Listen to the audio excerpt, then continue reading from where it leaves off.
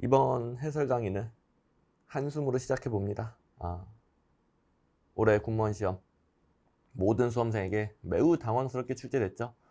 뭐 하자는 시험인지 모르겠습니다. 시험이라는 것은 우리 인사행정에서도 배웠듯이 타당성이 있어야 돼요. 내가 뽑고 싶은 능력 있는 공무원 뽑기 위해 그 공무원을 뽑을 수 있도록 시험 문제가 만들어져야 되는데, 이건 시험의 기능으로서 대실패작이죠. 군무원 재작년부터 문제가 공개된 후에 재작년과 작년 그래도 많이 개선되는 모습이 보였습니다. 그러니까 시험으로서, 시험 제도로서. 근데 이제 올해 출제 기관 지침, 출제 지침, 그다음에 출제자 대폭 변화가 있었던 것 같은데, 그분들께는 너무너무 죄송하지만, 그리고 출제하신 분들 행정학에 대해서는 훌륭한 식견을 가지신 분들이겠지만, 이 시험 출제에 있어서는 초짜다. 이 초짜라는 표현도 굉장히 제가 완화시킨 거예요. 완화시킨 거. 그분들 뭐 훌륭한 분들이겠지. 하지만 이 시험 문제 출제에 대해서는 너무 모르고 출제했고, 어떤 공무원을 뽑아야 될지, 그리고 이 수험생들이 현실적으로 어디까지 공부할 수 있는지 그런 부분 전혀 모르고, 그러면 기존 검증된 기출문제, 논란이 없는 기출문제라도 좀 제대로 참고했었어야 되는데, 참고를 꼭 하도록, 이건 이제 지침입니다. 참고를 꼭 하도록 무조건 이렇게 돼 있어요. 근데 거의 훑어보는 정도로만 참고했다. 제대로 참고하고 출제한 게 아니에요, 이거는. 자, 시험 출제에 있어서 초짜면 진짜 기존 검증된 문제라도 좀 활용을 해서 좀 검증된 방식, 그리고 정말 공무원으로서 물어봐야 할 걸 물어보는 시험을 만들었어야 되는데, 이거는 시험으로서는 대실패입니다. 대실패. 모든 과목이 그런 것 같아요. 행정학뿐만 아니라. 그래서 대폭적인 출제 지침, 출제자에 대한 변화가 있었던 것 같은데, 모든 과목 대실패작입니다. 그래서 지금 자기 실력으로는 이 점수가 아닌데, 거의 꽈락에 가깝거나 반타작. 이 반타작이, 이 행정학 기준으로 반타작이 딱히 못 본 시험이 아니에요. 못 본 점수가 아니에요. 그 정도로 아주 그냥 점수가 처참해서 다들 집단 멘붕. 지금 다 뒤통수를 한 대가 아니라 그냥 10대를 연속으로, 그것도 이제 손으로 때리는 것도 아니고 그냥 야구 배트로, 소화기로, 그냥 우리가 상상할 수 있는 가스통 이런 걸로 막 때려 맞은 것 같아. 자, 일단 이번 시험은 모두가 똑같은 조건이에요. 이거 제대로 대비가 불가능한 시험이었으니까 대비한 사람 없습니다. 100% 이런 식으로 대비한 분들은 없어요. 그러니까 모두가 똑같은 조건이기 때문에, 그렇다면 당락은 이렇게 갈려요. 이건 이제 모든 시험, 그동안 시험이랑 똑같이 내가 대비 가능했던 거 얼마나 잘 맞췄느냐, 이걸로 이제 당락은 갈립니다. 그래서 분명 합격하는 분들은 그래도 내가 대비가 가능했던, 제가 모든 커리큘럼에서 계속 반복해주고 강조해주고 기출문제도 있었던 거, 그걸 이제 빠삭하게 파악하고 먼저 맞춘 다음에 그걸 바탕으로 이상한 문제 대처해 나간 분들, 물론 그런 분들, 합격생들 점수 보통 60점, 70점, 합격생도 다른 과목 좀 더 잘 봐가지고 행정학은 50점대 합격생도 많을 겁니다. 그래서 합격생 일반적으로 60점대, 가끔 70점대, 요 정도로 예상될 정도로 아주 변별력, 난이도, 문제 퀄리티가 그렇다고 좋나? 그렇지도 않아. 아주 처참한 실패작인 시험이에요. 근데 어쨌든 또 이야기가 샜어. 하도 열받아가지고 우리 모두 다 지금 열받았잖아요. 또 이야기를 했는데, 어쨌든 그래도 이번 시험은 합격하는 분들은 맞출 수 있었던 거, 대비 가능했던 거 맞추고, 그게 이제 고작 한 60점, 고작 60점대, 그리고 이제 합격을 할 겁니다. 근데 이제 문제가 뭐야? 문제가 뭐야? 내년 시험 준비하는 분들 어떻게 대비하라는 거예요? 어떻게? 지금 제가 가르쳐 주는 거, 뭐 기본서 거의 뭐 900페이지 넘죠. 물론 이제 실전 익히 문제 빼면은 900페이지까지는 안 되겠지만, 요걸 제대로 반복하고 제대로 소화하고 여기 있는 거 제대로 맞추기도 힘들어요. 다른 과목도 해야 되고. 그런데 이 정도로 출제가 된다. 자, 범위가 매번 출제되는 요 영역에서 제곱으로 늘어난다. 제곱으로. 여기서 몇 개 더 늘어나는 게 아니라 여기서 제곱으로 이렇게 늘어납니다. 그래서 뭐 2배, 3배 양을 공부를 해야 돼요. 기본서 예를 들어 3000페이지. 그래. 그래도 버릴 건 버려야 되니까 그래도 2000페이지. 버릴 건 버린다 한더라도 2000페이지. 요 정도로 대비를 해야 됩니다. 그렇다면 앞으로 어떻게 해야 되느냐? 우리 수험생들 어떻게 해야 되느냐? 일단 그래도 안심할 부분은 출제 기간도 알아요. 알아요. 이번 시험은 진짜 이 변별력 측면에서 시험의 기능으로서 처참한 실패구나 알아요. 그러니까 내년 시험은 분명히 쉬워집니다. 이따위로까지는 안 냅니다. 시험의 기능을 못 하잖아. 이따위로까지는 안 냅니다. 그래서 일단 안심하시고요. 그건 좀 안심하시고요. 출제자도 이제 매년 교체되는 것까지는 아니에요. 주로 뭐 2, 3년 주기로 교체가 되는데 한번 그래도 겪어봤잖아. 그 다음에는 기존 기출문제도 참고하고 이따위로 이런 사태가 벌어지지 않도록 좀 더 검증된 문제를 바꿀 겁니다. 그래서 일단 내년에는 우리가 대비 가능한 부분, 현실적으로 대비 가능한 부분, 그러니까 매번 나오던 거, 그 비중이 훨씬 높아질 것이고, 그래서 점수도 시험도 쉬워지고 커트라인도 올라갈 겁니다. 대신에. 그래서 걱정하지 마시고요. 그 다음에 설령 이따위로 또 나온다라고 해도 기본 방향은 바뀌지가 않습니다. 왜냐면 2000페이지를 5번 보는 것보다 같은 시간에 단순 계산했을 때 1000페이지 더 중요한 거, 더 많이 나오는 거, 요걸 10번 보는 게 훨씬 점수가 높아요. 훨씬. 어쩔 수가 없어요, 이거는. 왜냐면 사람은 계속 까먹고 반복을 해야 안 까먹게끔 딱 기억에 남는 것인데, 양이 늘어나면 그만큼 반복 횟수는 줄어들 수밖에 없죠. 이거는 뭐 자연의 법칙 아닙니까? 우리의 시간과 에너지가 한정돼 있으니까. 이건 자연의 법칙이죠. 그래서 자, 중요한 것들, 이걸 고반복해서 확실하게 알아두는 사람이 뭐 이따위로 나와도 그래도 요런 애들은 기출문제에 있었던 거, 모든 강의에서 선생님이 강조해 준 거, 또 계속 커리큘럼마다 반복해 준 거, 그것들은 다 맞추고, 그걸 바탕으로 이상한 문제에서도 아는 것들 소거하면서 득점을 해 나가고, 그런 분들이 합격하는 거죠. 물론 기본 방향이 그렇다는 것이고, 당연히 이따위로 나오니까 브리타 대비라고 하죠. 브리타, 뒤통수 치는 문제, 그런 부분을 대비할 수 있는 컨텐츠가 필요하죠. 그런 부분은 제가 만들어 줍니다. 그런 부분은 걱정하지 마세요. 그런 부분은 제가 다 만들어 줘요. 뭐 이번 시험에도 안 만들어 줬나? 그래서 제가 그 이번 시험에 처음으로 군무원 9급도 쌍둥이 모의고사를 내면서 2회밖에 안 되니까, 공개된 문제로만 만들 수밖에 없어. 공개된 거 2년치 2회밖에 안 되니까 강의도 무료, 자료도 무료, 다 그냥 무료로. 제발 봐라. 군무원 보시는 분들은 마무리 공부 계획 잡을 때 제발 무료니까 봐라. 그리고 제가 정말 강의에서 이따위로 이상한 문제를 나왔을 때 대처 요령 싹 다 알려줬었죠. 그래서 대비는 제가 시켜줄 거예요. 근데 여러분들 기본 방향 흔들리지 말라고요. 이상한 문제 제가 대비시켜 주니까 여러분들은 기본 방향, 이걸 잘 잡으라는 겁니다. 됐죠? 여러분들이 뭐 나올 만한 것을, 뭐 수험생이지 행정학에 대한 전문가가 아닌데 어떻게 다 예측해서 대비하겠습니까? 안 그러면 무작정 그냥 넓혀야 돼. 무작정 넓히면 어떻게 된다? 더 중요한 걸 반복하기 어렵기 때문에 뭐 정작 내가 준비한 건 안 나와. 너무 범위가 넓으니까. 아무리 넓혀도 안 나와. 그리고 그 시간에 더 중요한 거 반복하지 못했기 때문에 남들 다 맞는 거, 합격생들 다 맞는 거 틀려불어. 점수가 떨어져. 그래서 기본 방향 흔들리지 말고 이상한 문제들 제가 앞으로 뭐 쌍둥이 모의고사뿐만 아니라 계속 대비시켜 줄 것이다.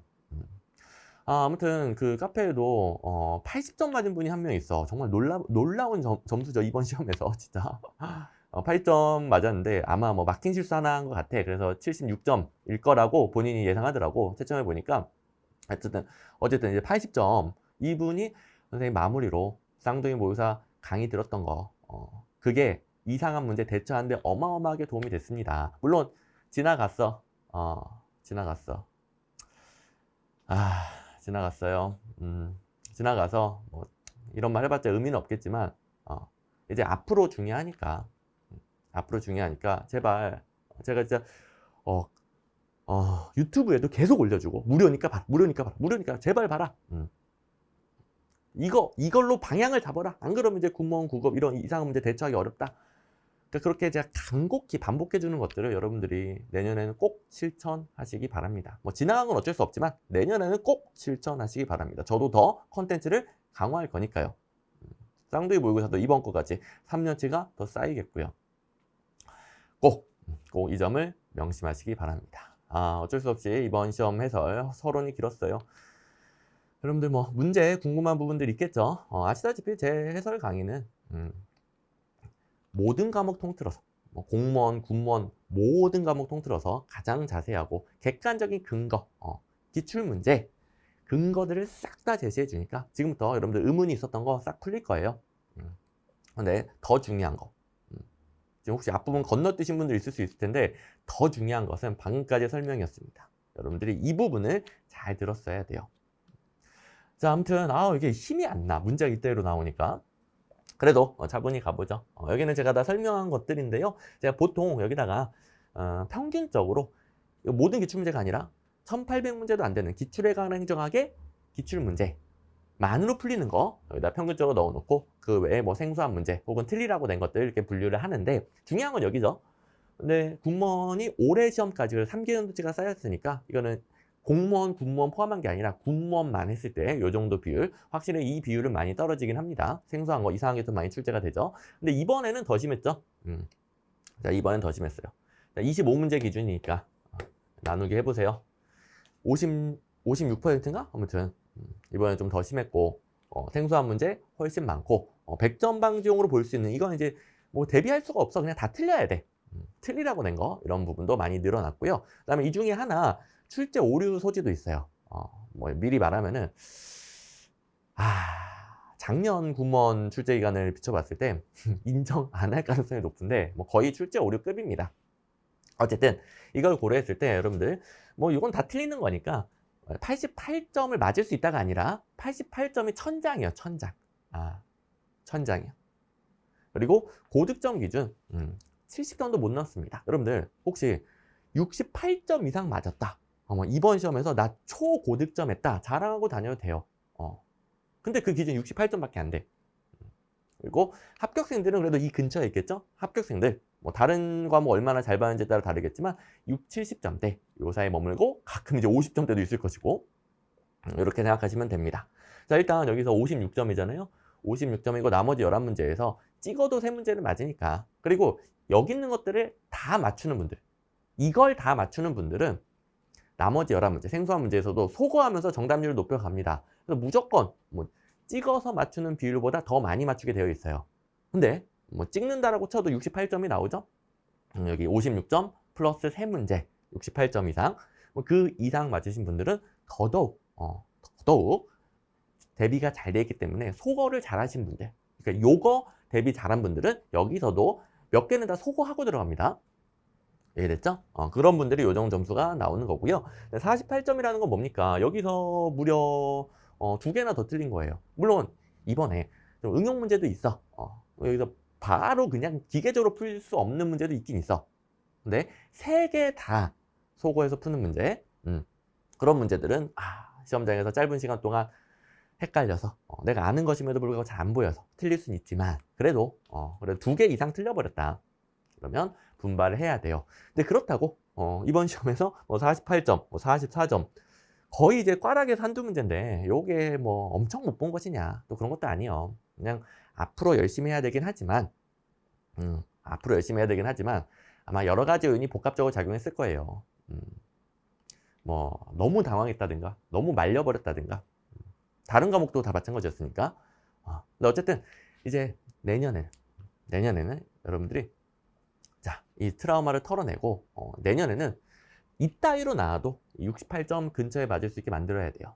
그리고 분명히 자, 여러 가지 요인이 복합적으로 작용해서 폭락하신 분들 있겠지만 그래도 여기 있는 분들도 원래 실력에 비해서는 폭락한 거거든요. 그러면 덜 폭락한 분들, 많이 폭락한 분들, 그 다음에 애초에 출발점, 이 실력, 기본 실력, 여기서 이제 차이가 있긴 있어요. 그러니까 변별력이 별로 없는 시험이지만 그렇다고 기본 실력 요 차이까지도 아예 없어져 버리는 건 아닙니다. 기본적으로 여기 기본 실력이라는 건 대비 가능한 거. 모든 강의에서 제가 피토하면서 알려주고 기출문제집에 있는 거. 요게 얼마나 바삭하게 파악되어 있느냐에 따라서, 이게 얼마나 반복 훈련되어 있느냐에 따라서 기본 실력 차이는 나는 거예요. 물론 둘 다 처참해. 둘 다 처참하지만 분명 50점이랑 60점은 다르잖아요. 둘 다 처참하지만 10개 이상 틀린 거지만 어쨌든 요 부분을 그래도 건져 가시면 되는 거고요. 여러분들 기본 방향은 여기에 집중하는 거예요. 제가 맨날 말하지만 요걸 제대로 파악하신 분들은 자연스럽게 정답률이 올라간다. 근데 이런 것 때문에 마구마구 범위 넓히신 분들은 아까도 말했지만 자기가 공부한 건 안 나옵니다. 행정학 범위 무한정해요. 이번에 뭐 켈리의 귀인이로 뭐 이런 것들은 경영학에서 주로 배우는 거고, 물론 경영학도 조직관리니까 행정학이라고 우기면 돼. 어쨌든 뭐 이런 학문 하나가 늘어나, 과목 하나가 늘어나. 경영학도 막 공부해야 돼. 그래서 과목 하나, 2개 늘어나는 거나 마찬가지이기 때문에 아무리 넓혀봤자 자기가 공부한 건 안 나와요. 하지만 이걸 제대로 하신 분들은 소거하면서 정답률 높여 나갑니다. 그리고 또 출제 패턴이라는 게 보이기 때문에 찍었을 때도 정답일 확률이 더 올라갑니다. 그냥 찍는 게 아니거든요. 나름 근거를 가지고 찍는 거거든요. 자, 그래서 제가 여러분들 우려하는 부분들 다 컨텐츠 만들어 준다라 그랬습니다.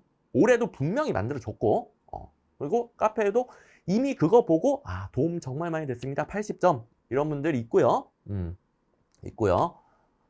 그 부분은 제가 하는 거니까 여러분들이 못한단 말이에요. 마구마구 넓히면 안 된단 말이에요. 기본 방향. 여러분들은 이 기출문제에 있는 것을 먼저 제대로 쌓아두세요. 그러니까 아직 기출문제에 있는 것도 파악이 제대로 안 된 분들이 이런 시험 때문에 마구 넓히면 망하는 거예요. 근데 기출문제 파악 제대로 되신 분들은 이제 넓힐 수 있는 거고요. 제가 주는 브리타를 대비하는 컨텐츠들 소화할 수 있는 거고요. 이걸 바탕으로 이상한 문제 대처할 수 있는 거고요. 무슨 말씀 드리는지 아시겠죠? 절대로 넓히지 말아라가 아니고 우선순위를 지키라는 거예요. 알죠? 자, 어쨌든 저는 이제 꼭 이제 이 근거를 다 제시해 주잖아요. 이 문제도 해설하면서 기출문제집에 있었던 거랑 다 비교해주고 제가 얼마나 모의고사를 똑같이 만들어줬는지 그대로 다 말씀드릴 겁니다. 자, 어쨌든 국가재정운용계획에 대한 설명으로 옳지 않은 것. 국가재정운용계획은 제가 모든 강의에서 아직은 단독으로 출제된 적이 없지만 앞으로 단독으로 출제될 것이다 라고 알려줬던 거기 때문에 여러분들이 대비를 했을 겁니다. 근데 이 3번 자체는 여러분 좀 헷갈릴 수 있는데, 일단 중기재정계획, 국가재정운용계획 같은 경우를 1년짜리가 아니라 1년이 넘어가는 중장기적 관점이라고 하고 중기재정계획 이렇게 부르죠. 우리나라의 중기재정계획, 국가재정운용계획은 5회계 정도 이상입니다. 그 다음에 예산안과 함께 국회에 제출해야 되죠. 회계연도 개시 120일 전까지 국회에 제출합니다. 그리고 5회계연도 이상으로 되어 있는데 우리나라는 5년 단위로 짜고 있고요. 이런 거 다 배운 기억나죠? 중장기 관점이고 여기에 맞춰서 1년짜리 단년도 예산을 편성하는 거예요. 그래서 단년도 예산 편성이 중심이라는 게 아니라 중장기적 5년짜리가 1년짜리 예산안의 기본 틀이 된다. 이런 것들 다 강의 시간에도 배웠고 모의고사도 만들어줬기 때문에 지웠을 텐데, 자, 국회에 제출한다는 게 국회 심의를 거쳐서 확정된다는 게 아니거든요. 이렇게 혹시 연결하신 분들은 함정에 빠졌을 수 있습니다. 국가재정운용계획은 행정부가 있습니다. 행정부에서 기획재정부 장관이 총괄해서 행정부가 수립 확정합니다. 그러니까 기획재정부 장관이 수립 확정하는 겁니다. 오케이? 예산안 같은 경우에는 국회에 제출하고 국회 심의로 확정이 되잖아요. 국가지정 운영 계획은 계획이야, 계획. 그대로 하는 게 아니고요. 5년짜리 중장기적 관점, 기본 틀이요. 그래서 뭐 국회 심의 확정까지는 필요 없습니다. 행정부에서 기획재정부 장관이 심의 확정한다. 그래서 뭐 3번 제가 똑같이 모의고사로 똑같이 이 정도까지 만들어준 건 아니지만 이제 모든 강의에서 1, 2, 4번 대비를 했고, 그 다음에 동형 모의고사에서 자 이거 다 올해 대비예요. 작년에 나온 올해 대비 동형 모의고사에서 국가재정 운용계획 이렇게 단독으로 나올 수 있으니까 대비해라 했던 거. 그래서 기획재정부 장관이 국가재정 운용계획을 작성한다라는 거, 혹은 이제 국회 행정부 비교하면 행정부가 작성해서 확정한다는 거. 그 다음에 5회계연도 이상이라는 거. 우리나라는 그 중에서 그냥 5년짜리 계획. 참고로 연동계획인데 대내적 재정 환경 변화에 적응하기 위해 그죠? 장기적인 관점에서 환경 변화 고려하고요. 매년 그 내용을 수정하는데 5년짜리인데 왜 매년 수정이에요? 이런 식으로 이루어지죠. 자, 5년짜리를 1년이 지나면 여기는 똑같아요. 근데 1년치를 추가해서 또 5년짜리를 만듭니다. 이런 식으로 매년 짜게 되고, 그렇다면 매년 4년치는 연동되겠죠? 그래서 뭐 연동계획이다 이런 것도 배우고, 그 다음에 의무사항이란 말이에요. 의무사항 작성도 의무, 국회 제출도 의무. 근데 국회가 심의해서 확정하는 건 아니고 이런 것들 나올 수 있다 대비했던 거. 그래서 이거는 뭐 완전 적중까지는 아니지만 그래도 거의 문제를 해결할 수 있는 대부분이 모의고사에 들어가 있죠. 반적중. 또 제가 적중이라고 하는 것은 기출문제집에 있는 거, 기출에 관한 지역에 있는 거, 기출문제에 있는 것을 변형해서 모의고사 만들어주고 적중이라고 저 안 하는 거 아시죠? 저는 그런 식으로 적중이라는 표현을 쓰지 않습니다. 아직 안 나왔던 거, 아직 국가재정 운영계획 이렇게 정면으로 나온 적이 없거든요. 그걸 이제 모의고사를 만들어줬을 때 기출문제 없는 거를 만들어줬을 때만 적중이라고 하죠. 오해하시면 안 됩니다. 물론 이것도 저는 냉정해. 반적중.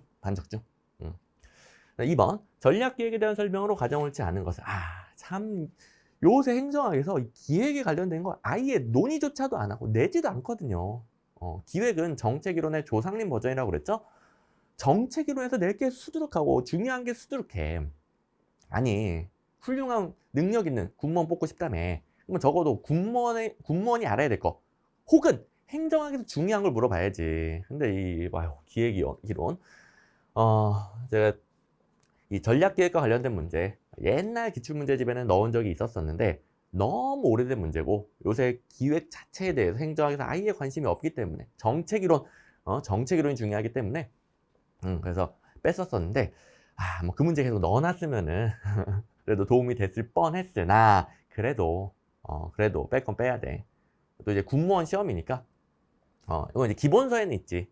기본서에 있는 거 보면서 전략기획은 정책기획이라는 정책 그 포괄적인 목표, 정책 자체를 정하는 정책기획을 달성하기 위한 전략을 짜는 기획이고요. 이건 좀 장기적인 관점에서 미래 전략을 짜는 개념이고, 그리고 인간의 제한된 합리성, 여기까지는 배웠을 겁니다. 인간의 제한된 합리성 하에서 세우는 계획이다.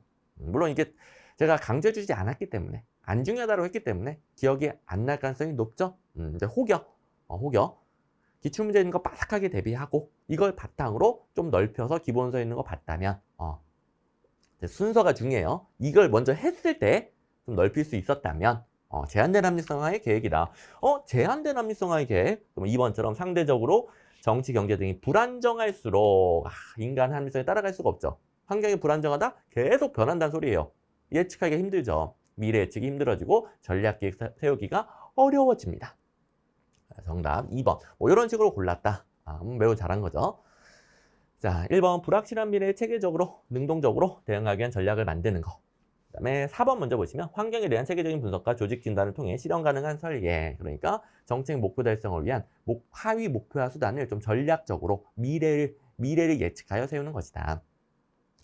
자, 정책 결정. 이게 뭐 포괄적인 정책 결정. 정책 결정에 비해서는 외부 환경보다는 전문가 역할이 중요한데요. 근데 환경 고려한다면서 당연히 환경 고려해야지. 근데 비교 대상이보다 여기 제가 왜 노란색으로 칠해놨겠습니까? 정책 결정에 비해 정책 결정이 더 상위 단계예요.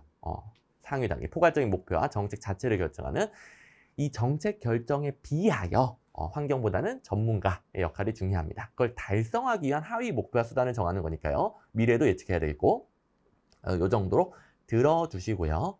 이건 이제 너무 안 중요하기 때문에 모의고사도 만들어준 거 없어. 그냥 요 정도로 일단 그 엄청 오래전에 나온 적이 있고 그동안 뭐 최근에 나온 적이 없으면서 이론 자체도 행정학에서 하나도 안 중요해. 아주 그냥 거의 뭐 조상님 수준 이런 문제인데 공무원은 나오긴 나오네?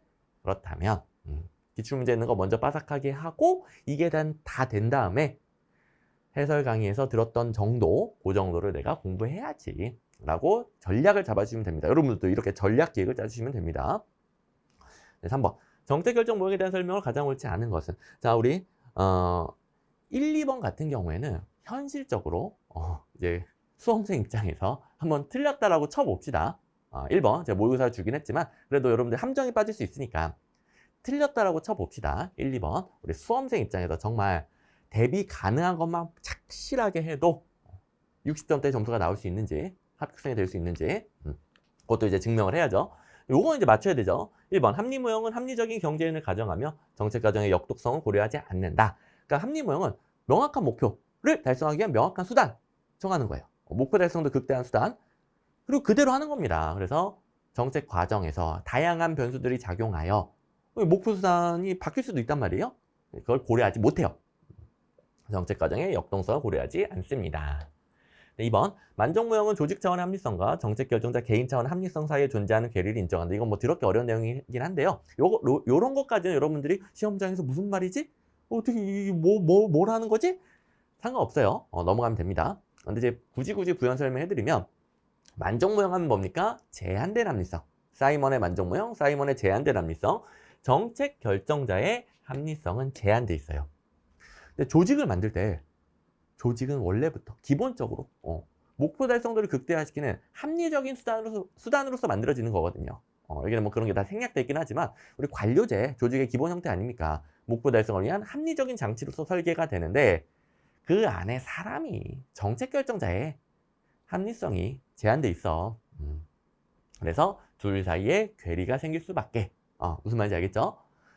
점증모형은 정책을 이해관계들 사이에 이루어지는 타협과 조정의 산물로 본다. 이거는 뭐 설명할 것도 없지. 이거 넘어갑시다. 맨날 이제 지겹게 배우는 거.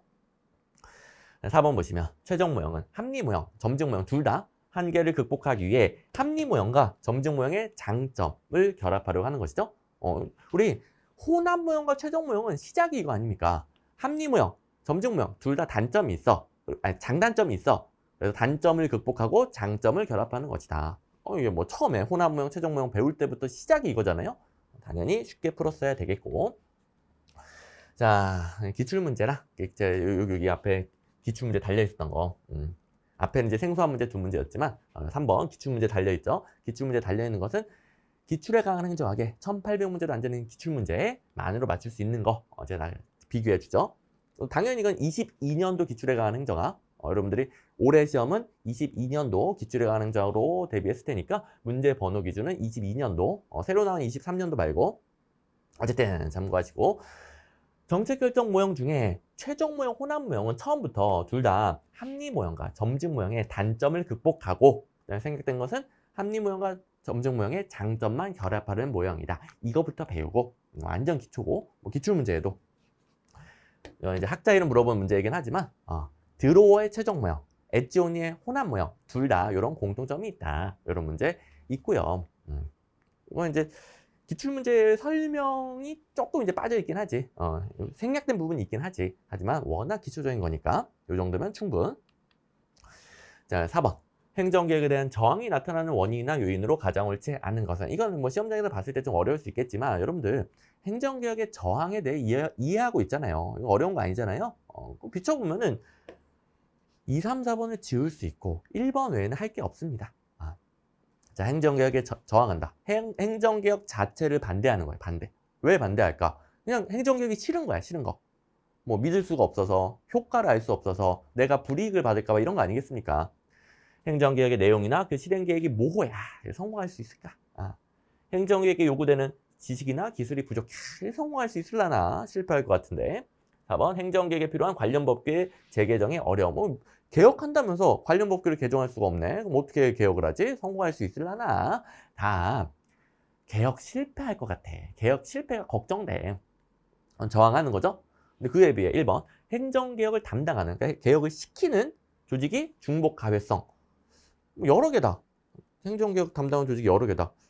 여기에 대해서 여러 개 있을 때 개혁 당하는 입장에서 뭔가 뭐 걸리는 게 있나?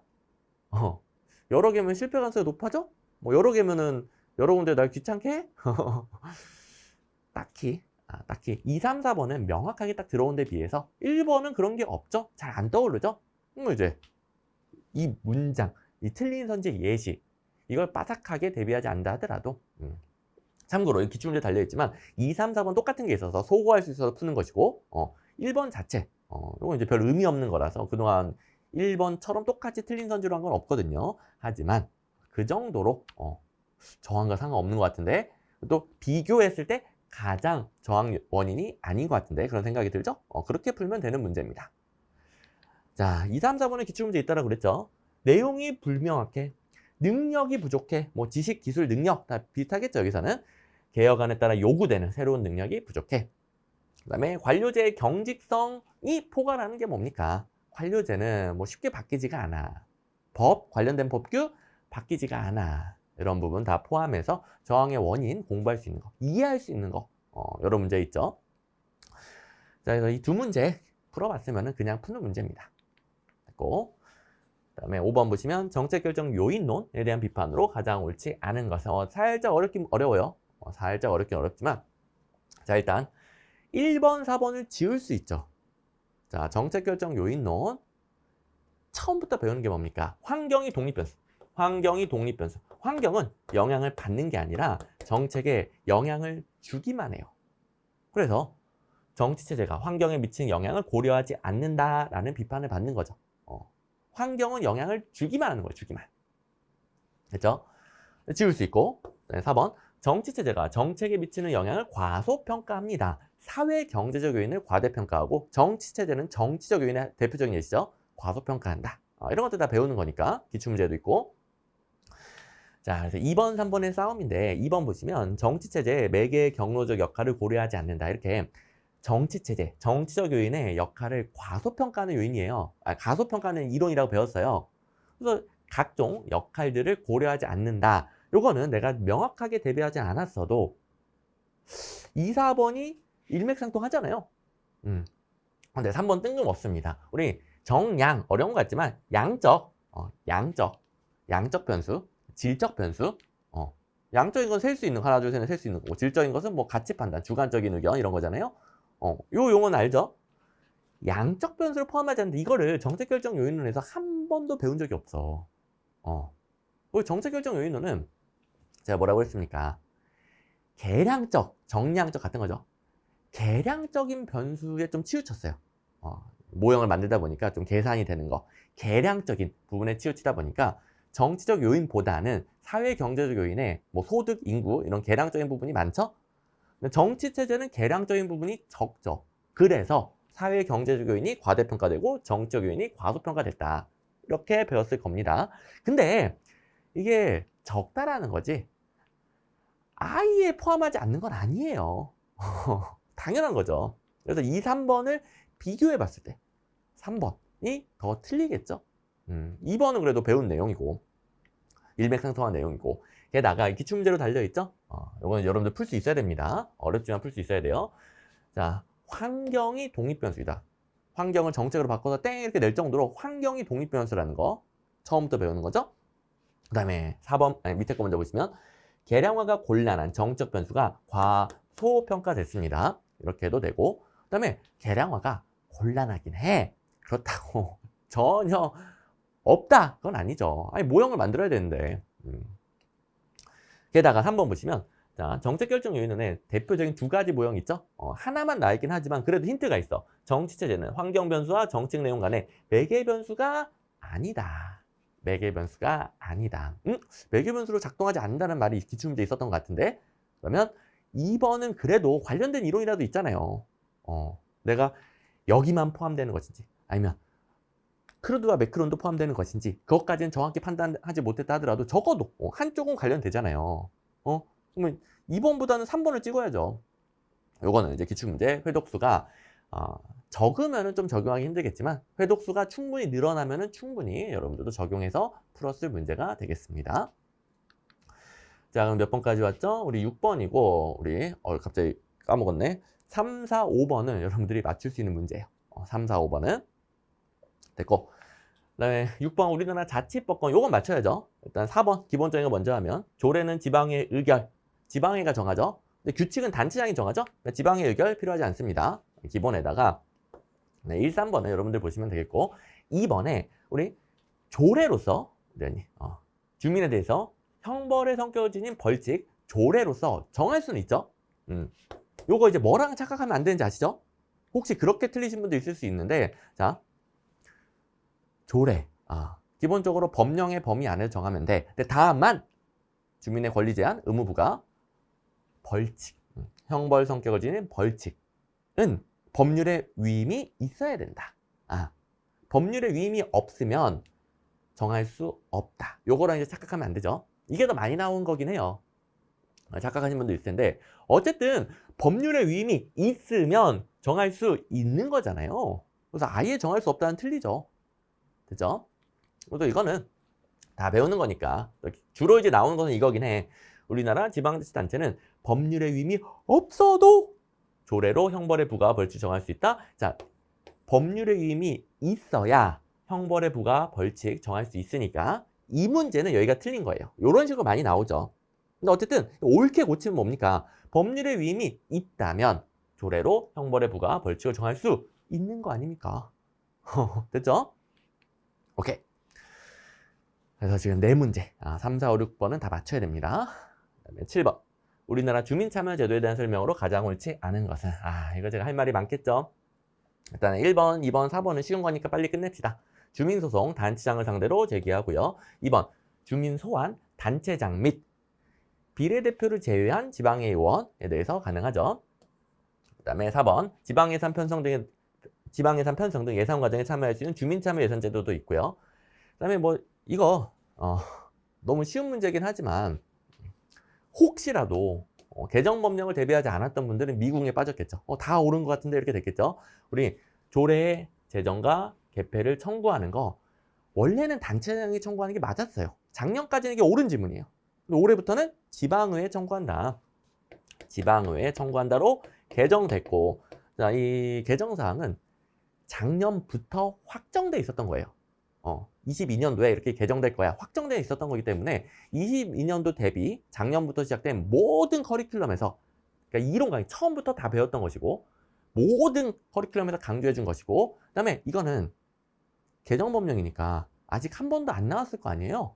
모의고사를 엄청나게 만들어졌죠. 그리고 개정법령이 있다라고 해서 행정학에서 무조건 나오는 건 아니야. 하지만 요거는 원래부터 출제됐던 거예요. 자, 요 개정 부분 말고 누구에게 청구하는가는 원래부터 출제됐던 거예요. 거기다가 원래 지방자치단체장에게 청구했던 것이 지방회로 바뀌면서 개정법령이 있으면서 원래 출제된 거에서 개정법령이 있다? 출제될 가능성이 더 높아진 거죠. 오케이. 그래서 이거는 정말 기출문제라고 달려있는 이유는 안 나온 거지만 개정법령이지만 기출문제라고 달려있는 이유는 기존 기출문제도 제가 다 개정법령 반영해서 고쳐줬죠.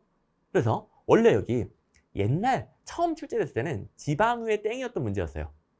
14년도에 지방의회 땡이었던 문제인데 현재는 단체장 땡이죠. 틀린 선지를 그대로 유지한다면은 조례의 제정 및 개폐를 지방회에 청구하게 되어 있다. 개정법령을 반영해서 틀린 부분 유지하면서 그대로 기출문제도 다 바꿔놨기 때문에 기출문제집에 있어요. 있어요.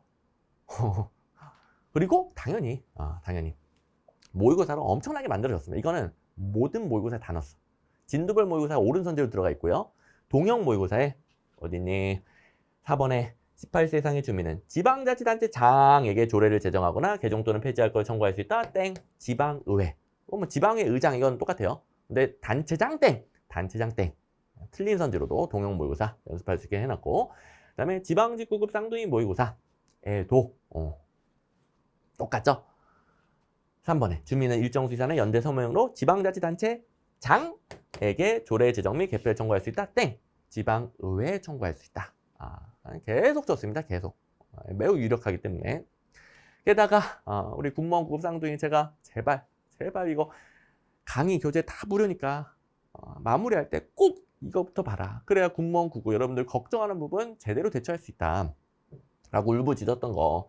여기에도 1번 주민조례 발안은 단체장에게 조례 지정 및 개표를 청구한 제도이다. 땡! 또 만들어줬고. 앞에서 지방직구급 쌍둥이 띄웠을 때 선생님 저 국가직구급 지방직구급 쌍둥이까지는 미처 못 봤어요. 군무원 구급도 쌍둥이 모의고사 올해부터 제가 만들어줬죠. 또 게다가 이 문제는 이게 재작년 문제인데 출제 오류가 공식적으로 인정된 문제예요. 이 개판이었죠. 재작년에. 아무튼 출제 오류가 인정된 문제를 제가 더 활용해가지고 중요한 것들로 바꿔놓은 겁니다. 됐고. 자, 아무튼 요걸 이제 대부분 맞췄을 거라고 믿습니다. 요거는 뭐 저만 대비시켜준 게 아닐 거예요. 이거는 저는 이제 무지막지하게 반복시켜줬다 이걸 말하는 것이고 뭐 다 모든 강의에서 모든 선생님들이 다 대비시켜줬을 거니까 잘 맞췄을 것으로 믿고요. 그 다음에 8번 보시면 정책 유형에 대한 설명으로 가장 옳지 않은 것은 이건 맞춰야 되는 기본 문제죠. 1번 구성정책 정부 구조를 바꾸는 건데 대외적으로 가치 배분에 직접 영향을 주진 않아요. 정부를 바꾸는 거니까 직접 국민에게 영향력을 행사하지 않아요. 그런데 대내적으로는 게임의 규칙이 발생하게 되는데 이거는 내부에서 정부 구조 바뀌면 권한이 바뀌니까 더 많은 권한을 차지하기 위한 게임이 벌어진다. 그렇게 이해를 했었죠. 2번 규제정책은 국가 공권력을 통해 개인이나 집단 행동에 제약을 가하여 규제에 대한 수능을 확보하는 정책이다. 뭐 너무 쉽고. 3번 분배정책은 나눠먹기식 다툼, 포크배럴, 나눠먹기, 그 다음에 밀어주기, 로그롤링, 포크배럴, 로그롤링. 분배정책의 시그니처죠. 모르면 큰일 나고. 4번 추출정책은 자원을 획득하는 정책이긴 한데 정부로부터 세금, 부담금, 병역 이런 자원을 추출하는 거죠. 중간에 틀렸죠. 집단 간 재산소득 권리 등의 배정을 변동. 집단 간의 소득, 재산을 변동시켜보죠. 재분배하는 거예요. 가진 자로부터 못 가진 자로. 재분배하는 재분배 정책. 중간이 틀렸습니다. 뭐 기본 문제니까 틀리면 큰일 나고요. 자, 조세병역, 물자 수용, 노력 동원 이런 게 추출 정책이죠.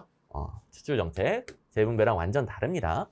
그다음에 4번에 재분배 정책은 돈이나 재산, 권력 등을 소유하고 있는 집단으로부터 그렇지 못한 집단을 이전. 제가 최대한 방금 기출문제랑 비슷한 거 하나 골라왔는데요. 이런 건 뭐 여러 문제 있죠. 정말 많이 나온 부분. 재분배 정책입니다. 재분배. 됐고요. 5번 규제 정책도 뭐 비슷한 표현이 있으니까 참고용으로 넣어놨고. 자, 그다음에 9번 가보시면 우리나라 15제도에 대한 설명으로 가장 옳은 것은 자, 우리 맞은 걸로 세니까 너무 많다. 1, 2, 9. 뭐 이 9번 정도는 틀릴 수 있어요. 1, 2, 9. 이거는 뭐 기출문제에도 그동안 뭐 거의 많이 나오지도 않고 기출문제집에 한 문제 정도 들어가 있고 그래서 현실적으로 이렇게까지 대비하기는 어렵지만 자, 요거 틀려도 괜찮기는 해. 하지만 그래도 배운 내용으로 풀 수는 있어요. 풀 수는 있어요. 요걸 한번 챙겨봅시다. 자, 일단 우리나라의 15제도 정규 공무원에 비해 신분보장이 약하다고 배웠어요. 그 이유는 뭐 예를 들어 직권면직 사유가 아님에도 불구하고 직권면직이 가능하죠. 직권면직 사유에 근무 성적 불량은 없거든요. 근무 성적 뭐 능력 부족 그런 거 없거든요. 근데 근무 성적이 떨어져 능력이 부족해 그 사유로 직권면직 가능하죠. 신분보장이 약해요. 하지만 그래도 공무원은 공무원이에요. 여러분들 15임용도 공무원이에요. 공무원. 근데 15임용이 끝났을 때 정규 공무원이라고 하는 것이고 공무원은 공무원인데 15기간 앞에 거치는 거죠. 그래서 1번 15기간 동안은 신분이 보장되지 않아요. 그 기간은 공무원의 경력에 포함되지 아니한다. 뭐 낚시를 했는데 신분 보장은 약하지만 공무원 경력에는 들어가고요. 2번 15공무원은 공무원법상 공무원이에요. 국가공무원법상, 지방공무원법상 공무원이에요. 해당하기 때문에 15기간 동안에도 보직 부여받을 수 있죠. 당연히 일해야지. 보직이 주어지죠. 뭐 15기간에는 출근하면 커피만 타? 청소만 해? 정규 보직이 주어집니다. 그래서 한번 15기간 동안에 직권면직 직권면직 사유가 아님에도 가능하다. 이런 불이익은 있어. 하지만 향후 3년간 다시 공무원으로 임용될 수 없는 결격사유. 이거는 원래부터 직권면직에 이런 게 따라오지 않죠. 직권면직은 잘리면 그냥 끝이고 바로 시험 쳐서 공무원 보는 게 가능합니다. 이건 뭐 임용 제한은 파면 아니면 해임에 있는 거 아닙니까? 3년 임용 결격사유. 해임에 있는 거죠. 해임. 직권면직은 원래부터 이런 게 없고요. 이건 15공무원도 똑같아요. 그리고 4번 공무원은 공무원이에요. 신분보장 적어도 징계처분 등에 대한 소청심사 청구할 수 있죠. 징계처분 대표적인 소청심사 대상이잖아요. 불이익 처분에 대한 소청심사 제기할 수 있습니다. 그래서 요거는 요렇게까지 나온 적이 없어. 15공무원 출제 비중 매우 떨어져요. 기출문제 이걸 바로 해결할 수 있을 만한 문제는 없어. 생소한 문제 달아놨는데 그래도 강의 시간에 배운 내용으로 다 풀 수는 있는 거. 물론 틀렸다라고 칩시다. 그래서 우리 여태까지 9개 중에 3개 틀렸어요. 9개 중에 3개 틀리고 있습니다. 1, 2, 9번. 자, 10번 공직동기 이론에 대한 설명으로 가장 옳지 않은 것은 공직동기, 공공봉사동기는 제가 몇 년 전부터 학계에서 관심이 많고 신공관리론을 비판하는 이론이니까 신공관리론 비판 요새 신공관리론 비판하는 이론들 잘 나온다고 그랬어요. 그러면서 여태까지는 개념만 한번 딱 물어봤다. 하지만 앞으로는 요런 식으로 물어볼 것이다. 다 정리해줬던 거 그게 작년부터 제가 알려준 패턴 그대로 다 나오고 있습니다. 자, 이거는 몇 년 전부터 제가 대비를 시켰던 거예요. 근데 이제 한 3년 전에 데뷔하신 분들은 좀 억울하겠지. 근데 이제 재작년에 데뷔하신 분들 작년에 맞추고 또 올해 또 데뷔하신 분들은 올해 맞추고 뭐 객관식 행정학 시험에서 작년과 올해 세 군데서 출제되고 출제 패턴 다 똑같습니다. 출제 패턴이 제가 알려준 거에 다 있는 겁니다. 자, 일단 개념은 원래부터 배우던 거, 원래부터 출제됐던 거. 공직동기는 민간 부분 종사자와는 차별화된 공공 부분 종사자의 가치 체계로서 공공 부분의 봉사자는 이타심, 공익을 위해 봉사하려는 마음 그런 게 민간 부분보다 강하다. 예를 들어 2번 같은 거. 봉사의식이 투철하고 공공 문제에 더 큰 관심을 가지며 공공의 문제에 영향을 미칠 수 있다는 것에 더 큰 가치를 부여한다. 오케이? 개념 다 배웠고 3번은 올해 국가직 9급에서 이렇게 출제가 됐잖아요. 합리적 차원, 규범적 차원, 정서적 차원을 구분하는데 정서적 차원 외에 2개를 금전적 차원, 제도적 차원 땡 이렇게 됐죠. 그리고 출제 패턴 이거 겉모습은 다르지만 기본적으로 똑같아요. 일단 3개 외워서 풀 수도 있겠지만 적어도 안 외웠어도 금전적 차원은 땡이잖아요. 공공봉사동기, 공익을 위해 봉사하려는 마음, 내가 금전, 경제적 보상 더 많이 타려는 마음이 아니라 공익을 위해 봉사하는 마음. 그리고 제가 모의고사라도 만들어 준 거 이런 식으로 나온다고 그랬죠. 특히 얘랑 비교해서 공공봉사 동기의 합리적 차원은 신공공관리론의 합리적 인간관 아니다. 자기 사익 추구, 경제적 보상 추구 아니다. 이 합리적 동기 뭐야? 헷갈리지 말라고 제가 어마어마하게 강조해줬죠. 공익을 위해 봉사하는 게 내 행복이야. 요런 좀 넓은 범위의 합리적 동기예요. 자기이익이 아니라 공익을 위해 봉사하는 게 내 행복. 이렇게 해보는 거죠. 신공공관리론의 합리적 인간관 아니고 이거는 자기이익을 위한 금전, 경제적 보상을 추구하는 거. 그래서 이런 식으로 나올 거라고. 강의 시간도 마찬가지고 모의고사도 만들어줬죠. 1980년대 요 급격히 확산된 신공관리론의 외재적 보상. 외재적 보상의 대표적인 게 돈이죠, 돈. 경제적 보상에 의한 동기부여를 재차 강조 아니고 4번을 비판. 이걸 비판하는 이론이 공공봉사 동기이론이다. 이런 거 틀리면 큰일 납니다. 진짜 다 대비 가능했던 거. 자, 일단 기출문제로 다뤄놨잖아요. 기출문제도 자 완전 틀린 선지 패턴 똑같은 건 아니지만 적어도 개념 자체를 연습할 수 있는 문제가 처음으로 이 당시가 처음이야. 출제가 됐었고 계속 이 이후로 제가 기출문제집에 담아놨고 그리고 이 이후로 계속 대비를 시켰습니다. 너무 일찍 대비하신 분들은 억울하겠지만 어쨌든 계속 대비시켰던 거. 동기유발 요인으로 금전적 물질적 보상 보다 지역 공동체나 국가 인류를 위해 봉사하는 이타심에 주목하는 건 공공 서비스 동기, 공공 봉사 동기, 공직 동기 다 똑같은 표현이고요. 표현이 조금 바뀐다 하더라도 뭐 페리엔 YG 앞에 나오고 다 공공봉사 동기인 거는 눈치챘죠? 이거 아니라고요. 외재적 보상, 금전적 물질적 보상 아니라고요.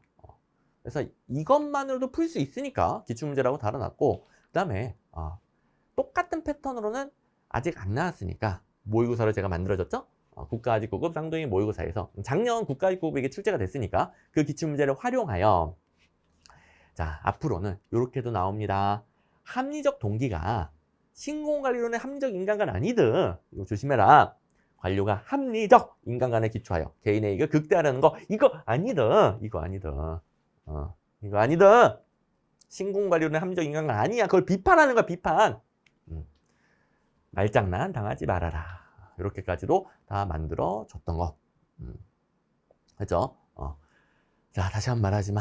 저는 기출문제 똑같이 있는 기출문제만으로 바로 해결되는 것을 뭐 기출 변형 모의고사 만들었다고 적중했다고 말하는 게 아니라 진짜 기출문제 없었던 패턴, 관련된 문제이긴 하지만 그래도 없었던 패턴, 앞으로 이렇게 나옵니다. 요것만 제가 모의고사를 띄워주는 겁니다.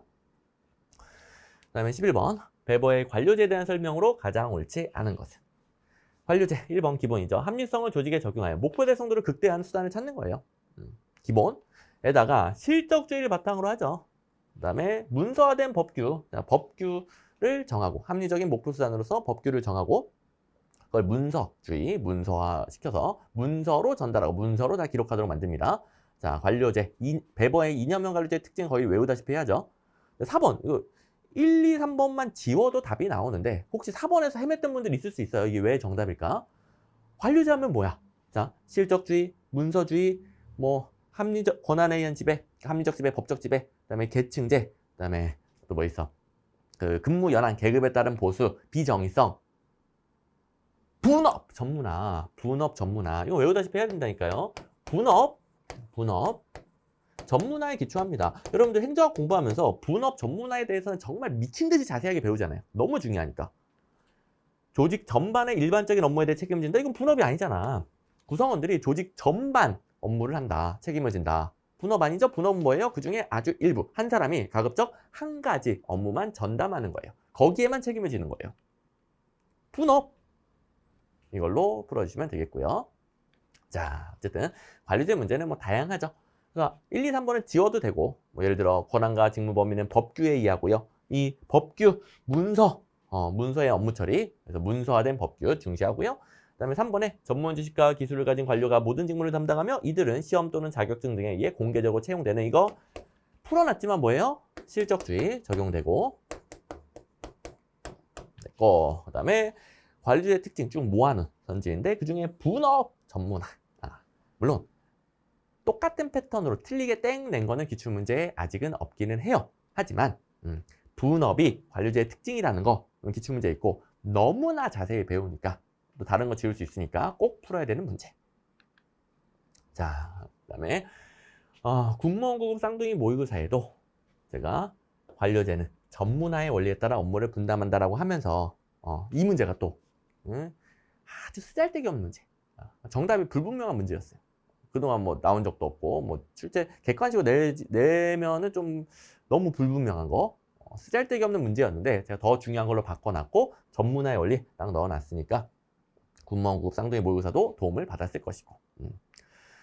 자, 쌍둥이 모의고사는 해당 시험은 띄웁니다.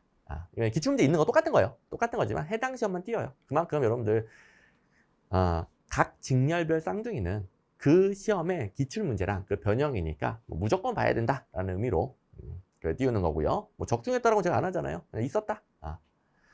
됐고, 우리 이제 세 문제 틀리고 있는데 12번. 요거는 거의 이제 출제 오류급인데 제 예상으로는 출제 오류를 인정하지 않을 수 있어요. 그래서 혹시 4번 찍어서 틀리신 분들, 4번 찍어 틀리신 분들, 4번도 복수 정답으로 인정돼야만 합니다. 하지만 4번 찍어 틀렸던 분들 뭐 괜찮아요. 출제 오류급이에요.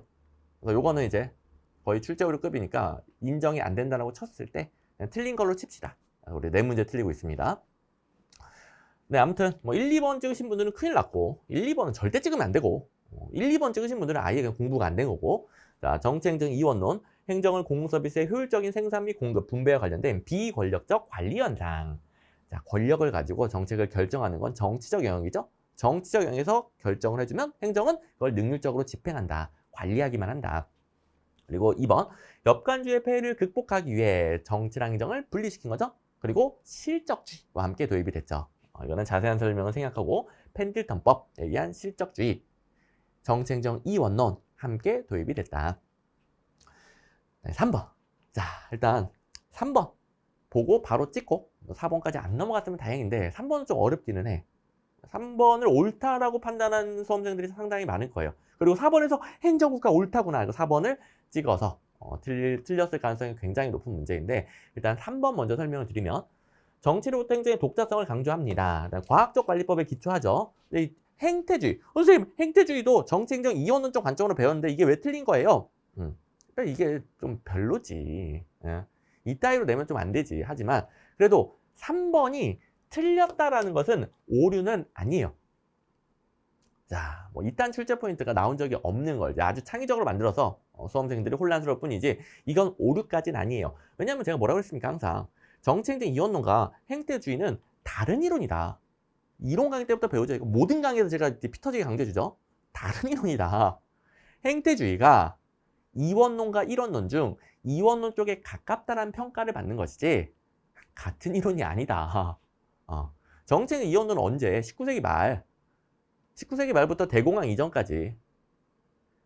행태로는 한 4, 50년대. 아니 이때 뭐 타임머신 타고 가서 행태주의를 지지해요? 이거 지금 내용 보니까 1, 2번 보니까 다 우드로 윌슨이 최초로 도입한 정치행정 이원론 아닙니까? 1880년대 19세기 말. 연도를 정확히 외울 필요도 없죠. 그냥 대공황 이전 30년대 이전. 네. 대공황 이후 4, 50년대 행태로 뭐 타임머신 타고 가서 지지한다. 틀렸죠? 근데 나오던 출제 패턴도 아니고 중요하지도 않다. 여러분들 뭐 혼동했어도 괜찮습니다. 어쨌든 그래도 정책적 이원 행태로는 다른 이론이라는 거 이거 기억하시고. 자, 4번. 이걸 어떻게 옳게 됐을까? 뭐 뒷부분은 다 맞아. 행정의 능률성과 전문성이 강조되면서 행정의 역할은 능률적인 집행, 관리. 중요하다. 이해한 거 괜찮고. 행정개혁운동은 윌슨의 진보주의 운동이죠. 뭐 보수주의와 비교되는 진보주의 말고 행정을 개혁하자라는 의미의 진보주의 운동. 행정개혁 내용은 정치행정 이원론이었던 것이고. 그래서 우드로 윌슨의 이원론, 우드로 윌슨의 행정개혁운동 여기까지는 괜찮은데 행정국가의 등장으로 이원론이라니 출제 5류급이죠. 이거는. 근데 왜 인정을 안 할 것 같으냐? 자, 일단 우리 객관식 행정학 시험에는 행정국가를 대공황 이후 세계 대공황을 극복하기 위한 개념으로서 행정국가라고 계속 출제해 왔습니다. 그리고 또 이게 일반적이야. 제가 방금 말한 게 그동안 출제됐던 패턴이고 학계에서도 일반적인 거야. 일반적인 거. 그런데 행정국가의 등장을 이렇게 다양하게 보는 관점도 있어요. 사실 행정이 전문화되고 복잡해지고 이런 것들은 1930년 대공황 이전부터 있었던 현상이에요. 그래서 행정이 능률성이 더더욱 요청된다. 이런 시기를 행정국가의 시작으로 보는 입장도 있어요. 근데 일반적이지 않다. 그동안 그렇게 출제되지 않았다. 어쨌든 뭐 그런 의견도 있으니까 그런 의견 있어요. 출제로 인정 못합니다. 이럴 가능성이 꽤 있는데 그래도 우리 그동안 기출문제 제가 보여드릴 거예요. 비춰보면은 틀렸더라고 봐야지. 그래서 이거 4번 찍고 틀리신 분들은 너무 마음 아파하지 마세요. 어쩔 수 없는 거예요, 이거는. 출제자가 잘못했는데 우리 잘못이 아니야. 우리는 아무 잘못 없어요, 여기에 대해서는. 보세요. 일단 이거는 과학적 관리론, 비정적 관리 현상, 역관주의 비효율 극복하기의 실적주의 1, 2번에 관련된 거 확인하고 그 다음에 4번, 논란의 4번에서 행정의 복잡화로 인해 능률적 행정 운영 중요해요. 이게 정치행정이원론의 배경 맞습니다. 그런데 행정국가에 대해서 우리 항상 행정국가 개념에 관한 설명이 옳지 않은 것은 정치행정 이원론 입장에 설명한다. 땡! 항상 이렇게 출제가 됐어요. 요 옛날 문제, 최근 문제인데 요 사이에도 계속 이렇게 출제가 됐고 가장 기본적인 문제라 제가 남겨놓은 것 뿐이고 그다음에 행정국가의 등장 이론론에 대해서 옳은 거 정치행정 일원론에 대해서 행정국가의 등장과 연관성이 깊다. 행정국가의 등장은 일원론과 연관성이 깊은 거예요. 이원론 땡! 일원론 오라! 옛날부터 지금까지 계속 이렇게 출제하고 있는데 이게 웬 말이요. 진짜 바뀐 출제자들이 기존 기출문제 제대로 검토를 안 했습니다. 안 했습니다. 급조된 것 같아, 급조됐어요. 하여튼 우리 잘못은 없다. 우리 잘못은 없다. 이게 진짜 제가 맨날 지금 이제 한 반절 정도 지났으니까 어쩔 수 없어요. 오늘 군무원 9급 강의는 1시간 반 정도 좀 길어질 수 있습니다. 이왕 길어진 거 조금씩 쉬면서 갑시다. 1교시 끝났다라 보고 나머지 13문제는 2교시 여러분들 뭐 나름대로 멈춰두고 해도 되겠고 아무튼 저도 힘드니까 좀 수다 떨면서 1교시 쉬는 시간 가져볼게요. 아무튼 근데 뭔 얘기하려고 했지? 아무튼 진짜 이게 뭡니까 진짜. 또 제가 제 성격이 여러분들 환경 탓, 남 탓 하지 마세요. 다 모든 걸 자기 탓이라고 생각하세요. 그래야 발전이 있다. 이렇게 강조하잖아요. 왜냐면 남 탓 해버리는 순간 내 잘못이 아니야. 내 잘못이 아니니까 나를 발전시키려는 노력을 안 하게 됩니다. 물론 수험생만 아니면 대충 남 탓하면서 환경 탓하면서 살아도 돼. 꼭 자기 발전 안 해도 돼. 근데 우리 수험생으로서 시험과 관련된 거, 시험 점수와 관련된 거는 무조건 내 탓으로 하자. 무조건 내 탓으로 하자. 심지어 진짜 남 탓, 환경 탓이라 하더라도 시험 보는데 옆에서 누가 계속 다리를 막 덜덜덜 떨면서 계속 시끄럽게 했어. 기침 계속하고 실제로 남 탓이지. 하지만 그렇다 하더라도 내 탓으로 하자.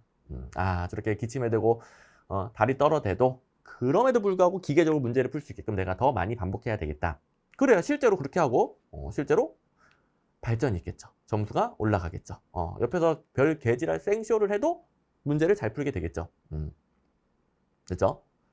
하지만 출제 오류는 인정할 수가 없지. 출제 오류는 우리의 노력으로 바꿀 수가 없는 거잖아. 그러니까 왜 이따위로 내냐고. 수험생이 열심히 노력했으면 점수가 오르게끔 문제를 만들어야 되는데 요거는 진짜 어떻게 뭐 자기 탓을 돌릴 수가 없어요. 그동안 기출문제랑 이렇게 완전 다르게 출제해버리는데. 그래서 요건 진짜 이거는 출제 오류고 출제자의 잘못이다. 물론 다른 것들은 그래도 그래 내가 더 열심히 해야지. 내가 이런 부분 부족했지. 기출문제에서 나왔던 것도 틀렸네. 선생님 강의 들어보니까 기출문제 이거 거의 똑같네. 근데 내가 이거 왜 틀렸지? 왜 소거를 못했지? 바로 못 푼다 하더라도 소거할 수 있는 게 또 많잖아요. 왜 소거를 못했지? 당연히 이건 내 탓으로 하면서 그리고 그 선생님 쌍둥이 모의고사 무료니까 제발 들으라고 했었는데 내가 안 들었지. 이렇게 앞으로는 해야 되겠다. 당연히 자기 발전을 위해, 내년 합격을 위해 그 외에는 다 자기 탓으로 돌리면서 또 열심히 준비하는 겁니다. 무조건 뭐 출제자 탓만 하면서 마음의 위안만 삼고 그러면 또 이제 발전이 없으니까. 어쨌든 출제 오류는 예외. 근데 인정 안 될 것 같아. 짜증나. 자, 잠시 뭐 쉬는 시간 비슷한 걸 가졌으니까 또 13번부터 가봅시다. 공익에 대한 과정설의 설명으로 가장 옳지 않은 것은 과정설, 실제설 구분만 하면 되니까 상당히 문제가 쉬운 쪽이죠. 내용은 더럽게 어렵지만 문제 푸는 게 쉬운 건데 이거는 좀 표현들이 어렵긴 해요. 상당히 고난이도이긴 합니다. 그래도 2번 공익은 하나의 실체라기보다 다수의 이익들이 조정되면서 얻어진 결과 이걸 틀렸다라고 하면 큰일 나고 3번 공무원 혹은 정부의 행동을 경쟁관계에 있는 집단이익을 돕는 조정자 역할을 한다. 이것도 이제 틀렸다라고 하면 큰일 나고 1번과 4번의 싸움 정도가 되겠는데 1번 보시면 공익은 인식 가능한 행동 결정에 유용한 안내자 역할을 한다. 그러려면은 안내자 역할을 해주려면은 다양한 사익들을 초월하는 절대적인 가치여야 돼요. 그래야 너 틀렸어, 너 맞아 할 수 있잖아요. 그래서 1번이 실체설인 거고요. 4번 어렵기는 한데 들어보면 여러분들이 모르는 건 아니에요. 과정설은 실체설의 주장을 행정의 정당성 확보를 위해 도입된 상징적 수사로 간주한다. 더럽게 어렵지만 뭐냐면 정부가 공익을 제시하고 이게 절대적 가치야. 국민들 따라와. 이게 실체설적인 입장이잖아요. 그게 정당화되려면 공익이란 모든 사람들의 사익을 초월하는 가치이고 그거는 정부 엘리트만이 제시할 수 있다라고 보는 입장이 필요하겠죠. 근데 과정설에 보기에는 그 뭔 개소리야. 응? 행정의 정당성 확보, 네가 공익을 정하고 국민들을 끌고 가는 권력을 행사하는 정당성 확보를 위해 도입된 상징적인 표현에 불과하다라고 실체설을 비판하는 거죠. 들어보니까 알고 있는 내용이긴 하죠. 표현은 어렵지만. 그래서 1번 고를 수 있었을 것이고 자, 우리 어떻게 네 문제 틀렸나? 이건 맞아야 됩니다. 자, 과정설에서 사익이 적절히 조정 절충될 수 있는 결과 이게 뭐 공익을 뭐 이런 식으로 정의하는 문제는 뭐 더럽게 많이 나오고 2번 과정설은 정부와 공무원의 중립적 조정자 역할 이런 것도 여러 개 있고요. 실체설은 적재 역할이죠. 공익을 규정한다. 적재 역할. 그 다음에 틀린 선지와 관련된 거 2번 대립적인 이익들을 평가할 수 있는 기준 표현은 좀 다르지만 행동을 선택하는 안내자 기준이 되려면 사익들을 뛰어넘어야 돼요. 실체설적인 입장이 되겠습니다. 기출문제만으로도 소거하면서 혹은 이제 바로 골라낼 수 있겠고요. 14번 이건 그냥 대비 안 해서도 맞추는 거. 공무원 부패를 방지하기 가장 중요한 거. 투명해야지. 투명해야지. 정부의 활동을 투명하게 관찰할 수 있을 때 정부는 투명하게 공개하고 국민들은 투명하게 관찰할 수 있을 때 뻘짓을 못하겠지. 너무 당연한 거 아닙니까? 그래서 너 4개 다 부패 방지에 도움되지. 근데 이 중에서 뭐 골라야 돼? 4개 다 도움되지만 직접적인 거. 정부의 투명성. 투명하게 공개해야 부패를 못하지. 또 뭐 이거를 공부해서 푸는 문제는 아니고 이건 그냥 푸는 문제인데 행정 안에서도 그냥 푸는 문제인데 기출문제에도 뭐 하나 정도 있더라고. 공직의 부패를 방지하기 위한 방안에서 행정정보의 공개를 통해 행정의 투명성 확보하는 것이다. 별 의미는 없습니다. 그냥 맞추는 거니까. 15번. 자, 이 문제 어렵다라고 느낀 분들 있을 거예요. 갑자기 학자 이름 뭐 모르는 이론들이 막 등장하는 것 같으니까. 하지만 소거하면 답이 나와요. 소거하면. 기출문제잖아요. 근데 이 그린피스가 기출문제 있다고요? 심지어 실제 시험에서 오타 냈더만 그린피스로 냈잖아요. 그린피스. 그린피스는 그 뭐야 세계 평화 주장하는 단체고 그린피스라는 사람입니다. 그린피스. 그다음에 대부분 로즈라고 있는데 로데스가 뭐야 진짜 도대체 누가 낸 거야? 물론 로데스라고 읽어도 되는데 대부분 로즈로 읽어요. 로즈. 아니 로데스라고 이걸 미국 사람들이 읽나? 영국 사람들이 읽나? 영어권에서 안 읽을걸? 저도 영어 잘 모르는데 로즈라고 읽지 로즈. 자, 아무튼 여기도 오타고 다른 데도 막 오타 있어. 제가 고쳤는데 실제 문제 오타가 있어가지고 맞아요. 점 빼먹었던가? 이거 별 중요한 건 아니지만 자 어쨌든 이런 거에 현혹될 필요가 없어. 1번 라이트 하면 분리형, 중첩형, 포함형. 또 미국을 연구하면서 연방정부, 주정부, 지방정부 간의 관계 이거 자 특히 분리형에서 세계의 관계 중요하다라고 하면서 다 배웠던 거잖아요. 옳다. 2번 모르겠다. 3번 로즈 집권화된 영국의 수직적인 중앙지방 관계 하에서도 상호의존 현상이 나타난다. 권력의존, 권력이 중앙정부, 지방정부 간에 상호의존된다. 로즈 모형, 상호의존, 절충형이잖아요. 로데스라고 해서 현혹될 수도 있겠다. 로즈 모형, 상호의존 나오잖아요. 4번 무라마스하며 일본의 중앙지방관계의 변화에 주목하여 수직적 행정통제 모형, 수평적 정치 경쟁 모형을 제시했다. 이것도 다 배웠던 거. 지운 다음에 2번 모르겠다 찍으면 됩니다. 2번 모르겠다 찍으면 되겠습니다. 이거 그리피스 거의 뭐 정보관계 모형에서 거의 조상님 버전이라서 거의 뭐 요새는 언급을 안 하는데 그리피스로 내고 막 이런 거 보니까 누가 낸 건지 감은 와. 어떤 논문에 뭐 보편적인 것도 아닙니다. 특정 교수님의 논문에 그리피스부터 쭉 정리한 그런 논문이 하나 있거든. 그 교수님이 내지 않았을까 싶어. 아무튼 보충 설명. 보충 설명하기 전에 기출문제를 풀 수 있다. 이거부터. 라이트 중앙지방 간의 관계 분리형, 중첩형, 포괄형. 무라마츠 수직적 통제, 수평적 경제. 그다음에 로즈 누가 로데스를 읽어? 로즈 모형에서 지방정부는 중앙정부에 완전히 예속되는 것도 아니고 완전히 동등한 관계가 되는 것도 아닌 상태에서 상호 의존한다. 그래서 로즈 모형 절충형으로 배웠죠. 배운 거 강의 시간에 다 배우고 기출문제 있으니까 팍팍팍 지우면 2번밖에 할 게 없습니다. 자, 2번 공부 안 해도 되는데 정보간 관계 모형 수두룩 빽빽해요. 정말 엄청 많아요. 다 공부 못합니다. 제가 가르쳐준 거 하기에도 벅차요. 그게 제대로 다 되신 분들, 빠삭한 분들, 1, 3, 4번 보자마자 지우신 분들, 그런 분들은 좀 넓혀야 되겠지만 그렇게 하기도 벅찹니다. 어쨌든 보충 설명드리면 그리피스가, 자, 필기하지 마세요. 대리인 모형, 동반자 모형을 제시해요. 우리 엘콕의 모형에서 쓰는 표현이잖아요. 엘콕도 여기서 따라온 건데, 엘콕은 대리인, 교환, 동반자, 절충형 중간에 껴넣고, 그다음에 그리피스라는 학자는 뭐 아주 옛날에 거의 조상님 수준으로 2개, 2개 하면 뭐겠어? 중앙정부에 지방정부가 완전히 종속된 거, 대리인 모형. 완전 독립적인 관계, 동반자 모형. 이게 가장 기본적인 틀이겠죠? 근데 이거 너무 단순하고 너무 단순화시켰고 너무 옛날 이론이고 하다 보니까 학자들이 이걸 보완합니다. 예를 들어 대리인 모형 종속이기만 해를 보완하기 위해 지주 마름 모형. 자, 학자 이름 안 외워도 되는데요. 챈들러라는 학자가 제시했어요. 챈들러. 챈들러. 그다음에 비슷한 모형이 뭐 소작인 모형, 지주 마름 모형. 우리 소작인 모형은 배웠죠. 소작인, 뭐 마름. 그러니까 소작인을 관리하는 게 마름이죠. 근데 이게 중간이에요, 중간. 이건 여기로 들어갑니다. 중간으로. 절충형으로 들어갑니다. 그러니까 대리인 모형을 보완하여 항상 종속은 아니야. 지주와 그 지주의 명을 받아 토지의 소작권을 관리하는 마름의 관계. 마름.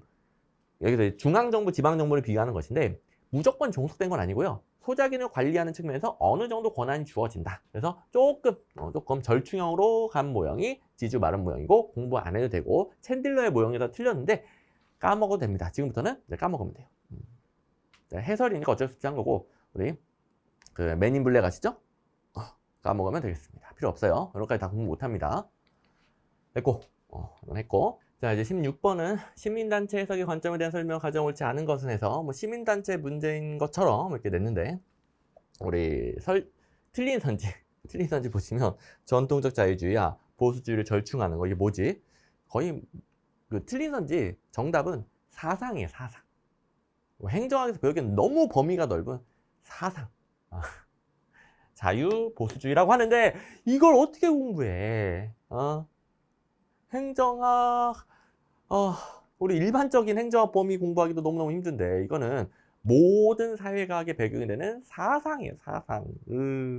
다원주의 정도야 행정학에서도 중요하지만 이런 것까지 다 공부 못합니다. 3번 몰라서도 전혀 상관없겠고요. 틀려도 됩니다. 틀려도 됩니다. 방금 전에 뭐 15번 같은 경우는 맞춰야 되는 문제고요. 이건 틀려도 됩니다. 문제 16번 중에서 5개 틀렸네 우리. 현재까지 5개 틀려도 됨. 5개는 틀려도 됨. 그다음에 여기 1, 2, 4번은 모르면 안 되고 4번은 사회자본 다 배운 거니까. 1, 2번 같은 경우에도 너무 어렵고 사상적인 측면이에요. 근데 이 문제 결사체 민주주의가 뭔지는 잘 모르겠지만 이상적인 사회란 NGO 등 자원 조직이 많이 생겨서 효과적으로 활동하며 사회적 의미를 부여하는 형태. 결사체가 NGO 이런 건가? 모른가? 2번 공동체주의에서 공동체를 위한 책임 있는 개인의 자원봉사 정신. 공동체주의 뭐 제대로 배울 필요도 없고 이렇게 내는 경우도 거의 없지만 그래도 시민들이 사회 공동체를 위해 자발적으로 참여하는 거. 뭐 이 정도로 우리 기억이 나죠? 옳은가? 3번 뭔 말이지? 4번 사회자본, 시민사회와 시민단체에 대해 의미 있는 해석을 강화하며 그렇죠. 시민단체 의미 있죠. 사회자본에서 시민의 자발적 참여에 의한 생산, 무형의 자본, 좋네. 사회자본에서 뭐 틀린 거 없고 그래서 뭐 1, 2번에 비해서 3번은 아예 모르겠다. 아예 그냥 뭔 말인지 자체를 모르겠다. 3번 찍어서 맞으신 분들 뭐 잘했습니다. 근데 이거 틀려도 됨. 어쩔 수가 없어. 자유, 보수주의 뭐 이런 거까지 어떻게 배웁니까?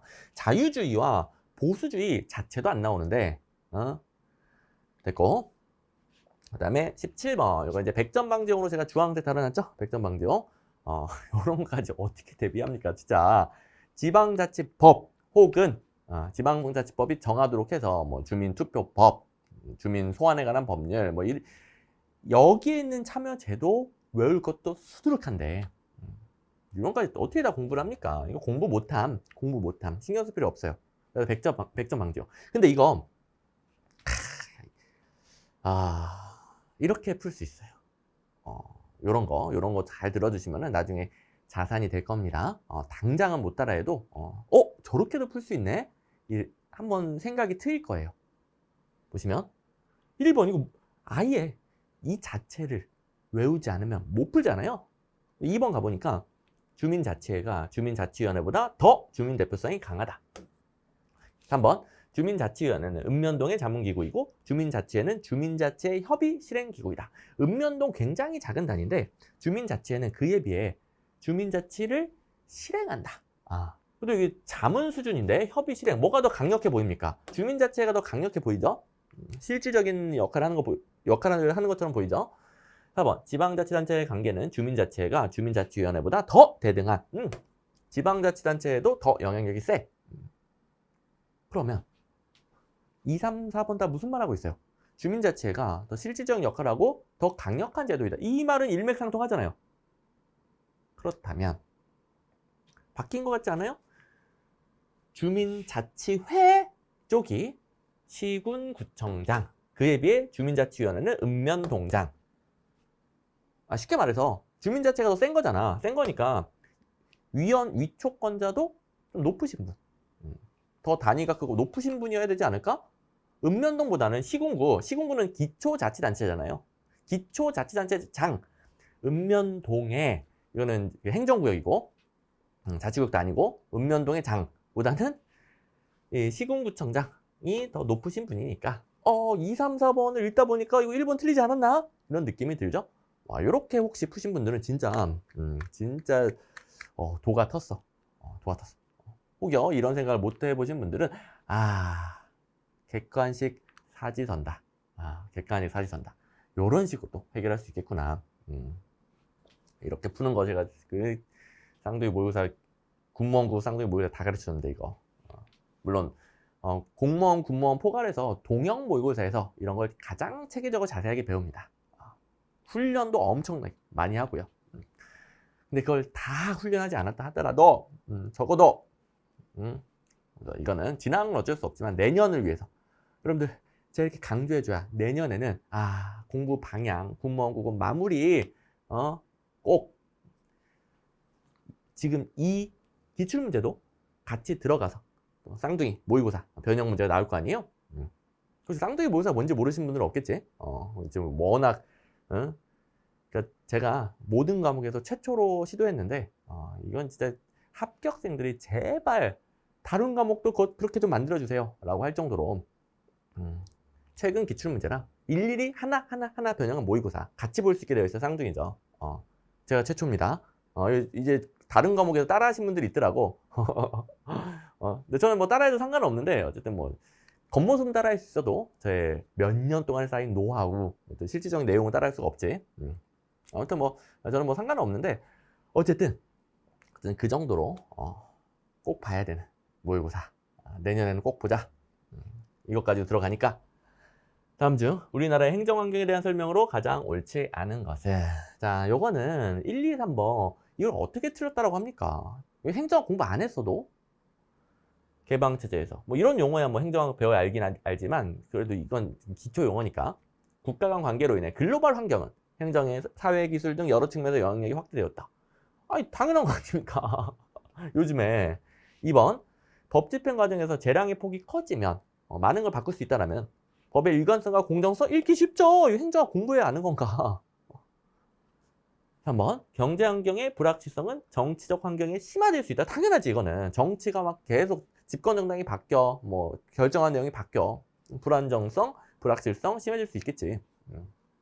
부동산 정책이 계속 바뀌니까 관련된 참여자들이 혼란을 겪는 거 아니겠습니까? 집을 사야 돼, 말아야 돼, 팔아야 돼, 말아야 돼. 당연한 거니까 1, 2, 3번 어떻게 찍을 수가 없죠. 4번 같은 경우에는 직접적인 기출문제는 없다 하더라도 파트 6 행정환류에서 지겹게 나오잖아요. 우리나라도 마찬가지. 자, 현대 행정환경은 복잡화, 전문화돼서 행정도 복잡화, 전문화됐다. 복잡화, 전문화되면 당연히 불확실성이 높아지겠죠. 파트 6에서 지겹게 나오고 그냥 뭐 한국 왜 나누지 않고 현대 행정환경 자체가 이렇다. 한국도 마찬가지고요. 이 문제는 이 앞부분도 참 그래. 이건 이제 낚시용으로 넣은 것 같은데 한국 사회는 현재 공동체 의식이 강하기 때문에 요거 이제 출제자가 틀린 걸로 출제를 한 건지 출제 의도는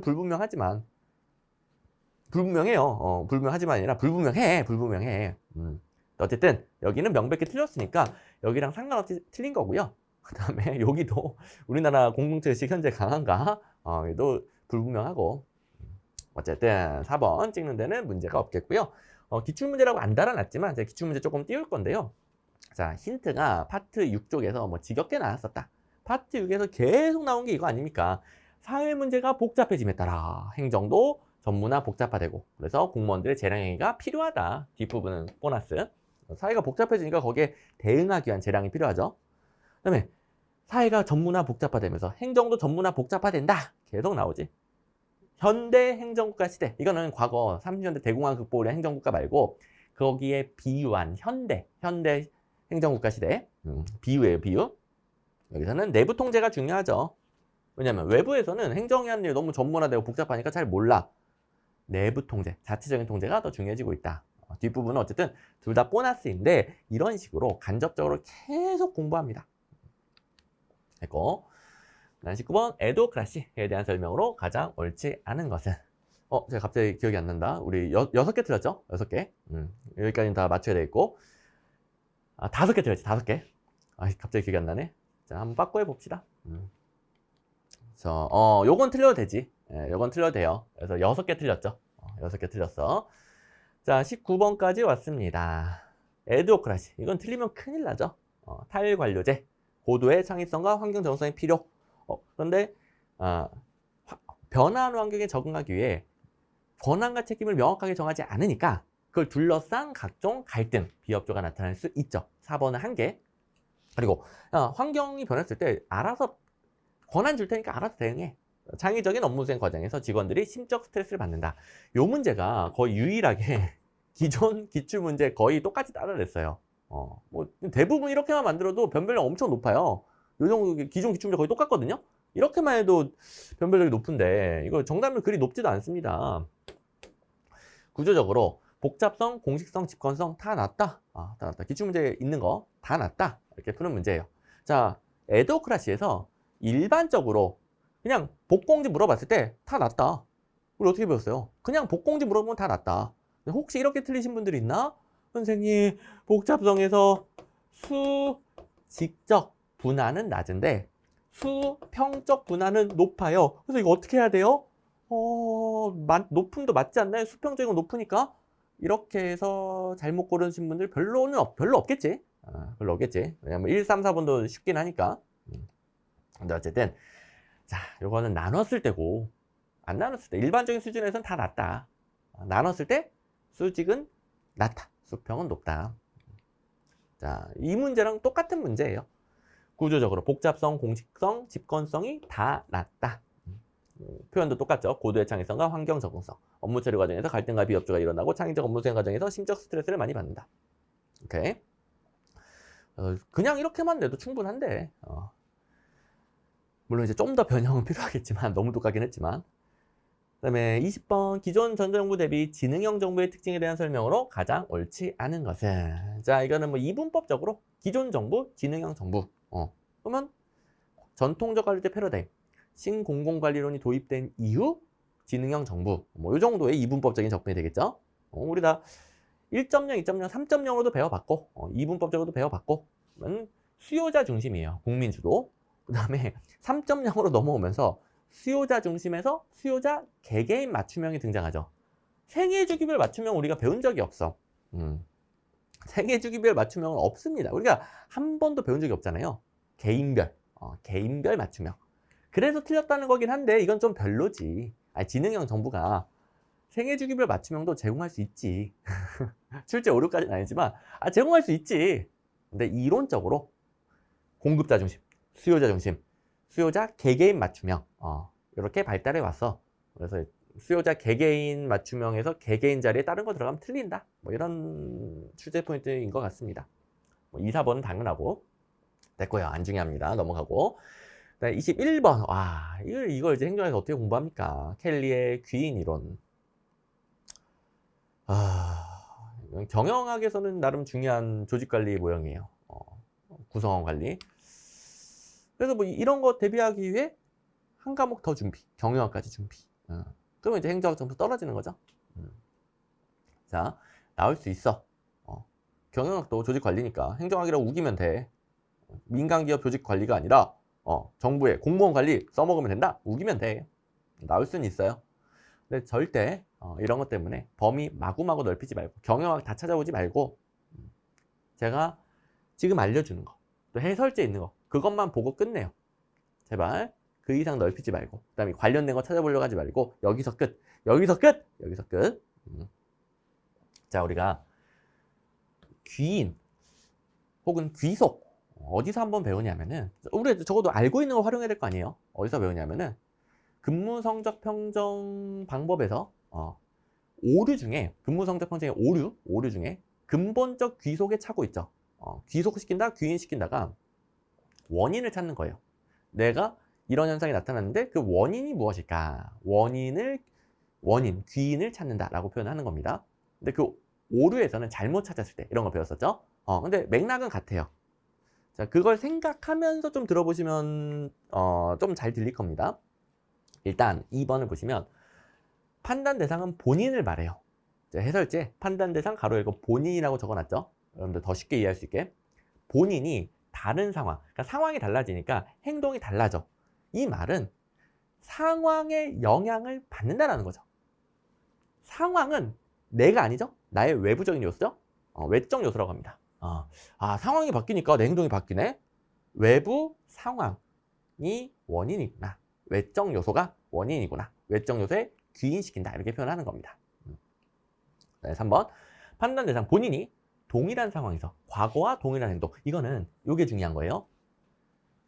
시간의 흐름과 상관없이 상황이 동일하니까 동일한 행동을 해.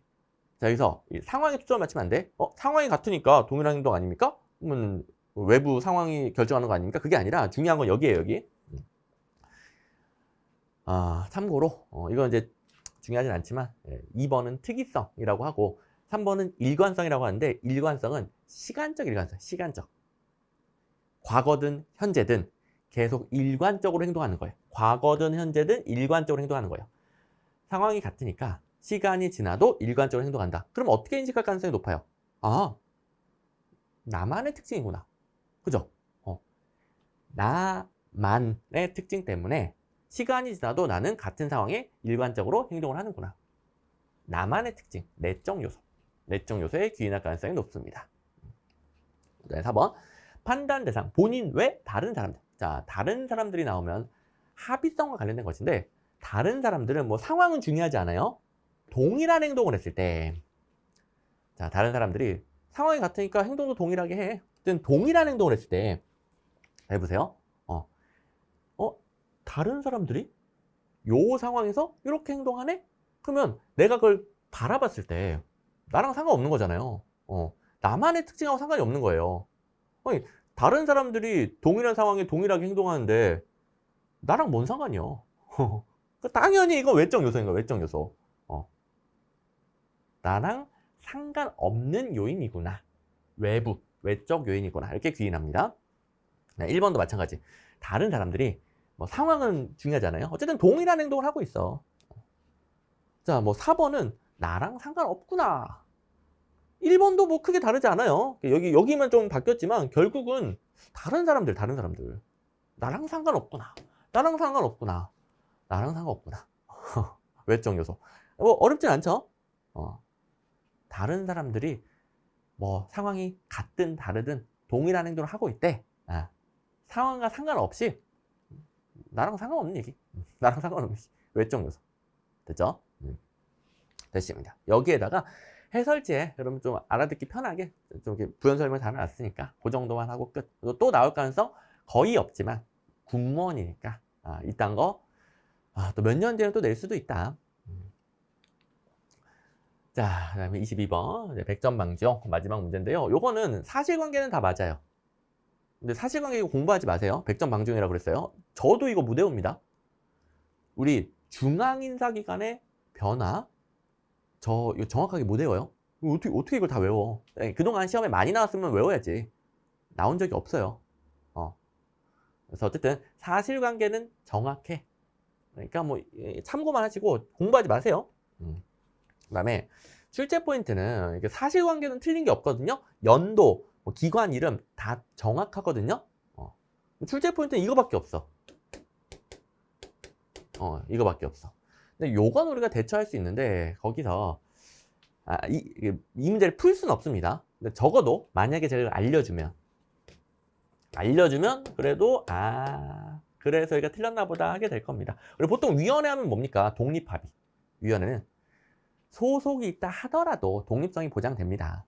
그래서 위원회 하면 독립합의형이에요.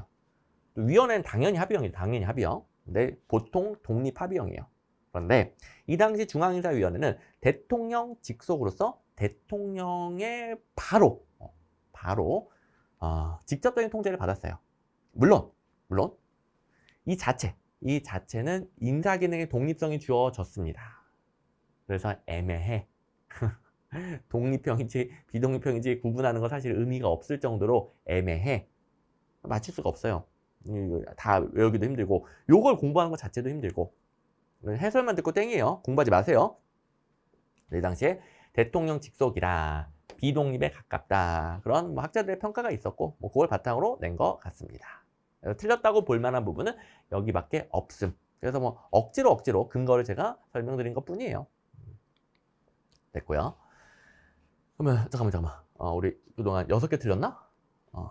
이것도 틀려도 괜찮아요. 7개 틀리고 그다음에 8개 틀리고 연속으로 틀리네. 마음이 아파지네요. 이건 맞춰야 되고 일단 이제 우리 8개 틀린 상태.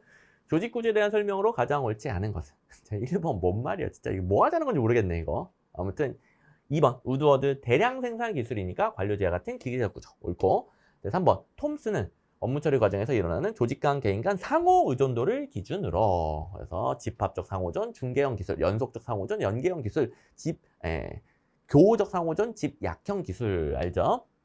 4번 페로우 과업 다양성과 문제 분석 가능성을 기준으로 일상적, 공학적, 장인적, 비일상적 기술 이거 모르면 큰일 나지. 그래서 지워가지고 1번 뭐 하자는 거니? 하고 풀어주시면 됩니다. 이딴 걸 왜 낼까 진짜. 기술과 복공집 중에서 복공은 상관도가 좀 높은 편인데 집권성 정도는 상관성이 별로 낮다라는 그런 연구도 있어. 그런 연구도 있는데 뭐 상대적인 거고 중요하지도 않고 그동안 나온 적도 없고 어쨌든 뭐 2, 3, 4번 지어서 풀면 됩니다. 이건 맞추기는 해야 돼요. 1번 밖에는 할 게 없어. 기출학 가능성과 문제 비교해 보시면 우드워드 이건 뭐 잘 나온 학자는 아니지만 그래도 기출 문제 있죠. 대량 생산 기술에 대해서는 관료제와 같은 기계적 구조가 효과적이다. 그다음에 소량 생산은 유기적 구조. 그다음에 톰슨 똑같죠. 여기는 업무 처리 과정에서 일어나는 조직 간 개인 간 상호 의존도를 기준으로 똑같죠. 기술을 분류했다. 뒤에는 보너스 집약 기술은 수평적 조정이 필요합니다. 3번 페로우는 예외적인 사건의 정도가 문제의 다양성, 과업 다양성. 업무 처리가 표준화된 절차에 수행되는 정도가 분석 가능성에 따라서 4가지로 유형 구분했습니다. 그래서 한 문제만 가지고도 뭐 1, 2, 3번 가지고도 지울 수 있으니까 이거 맞춰야 되는 문제. 자, 다 왔네요. 2문제. 정책을 평가하기 위한 양적 평가 방법. 나온 적이 없는 거지만 이건 맞춰야죠. 여러분들 양적, 질적, 행정학 배우면서 이 단어를 모를 수가 없잖아요. 양적, 계량적, 쪽 앞에 문제에서 정양적, 양적, 질적, 주관적, 실질적, 주범적 이런 거잖아요. 하나, 둘, 셋, 넷 셀 수 있는 거, 셀 수 없는 뭐 가치, 의견 이런 거. 1번 양적은 계량적 기법을 응용하여 수치화된 지표를 통해 정책 결과를 추정하고요. 정량적이라고도 한다고 그랬죠. 똑같고요. 그다음에 실험, 비실험 이런 것들이 뭐 하나, 둘, 셋, 넷 세면서 하는 거잖아요. 뒤에 중요하지 않고 3번 정책 대안과 정책 산출 및 영향 간에 어떠한 인과관계가 있는가. 자, 10개를 줄이니까 100개가 늘어나더라. 혹은 10개를 줄이니까 50개가 감소하더라. 이렇게 인과관계.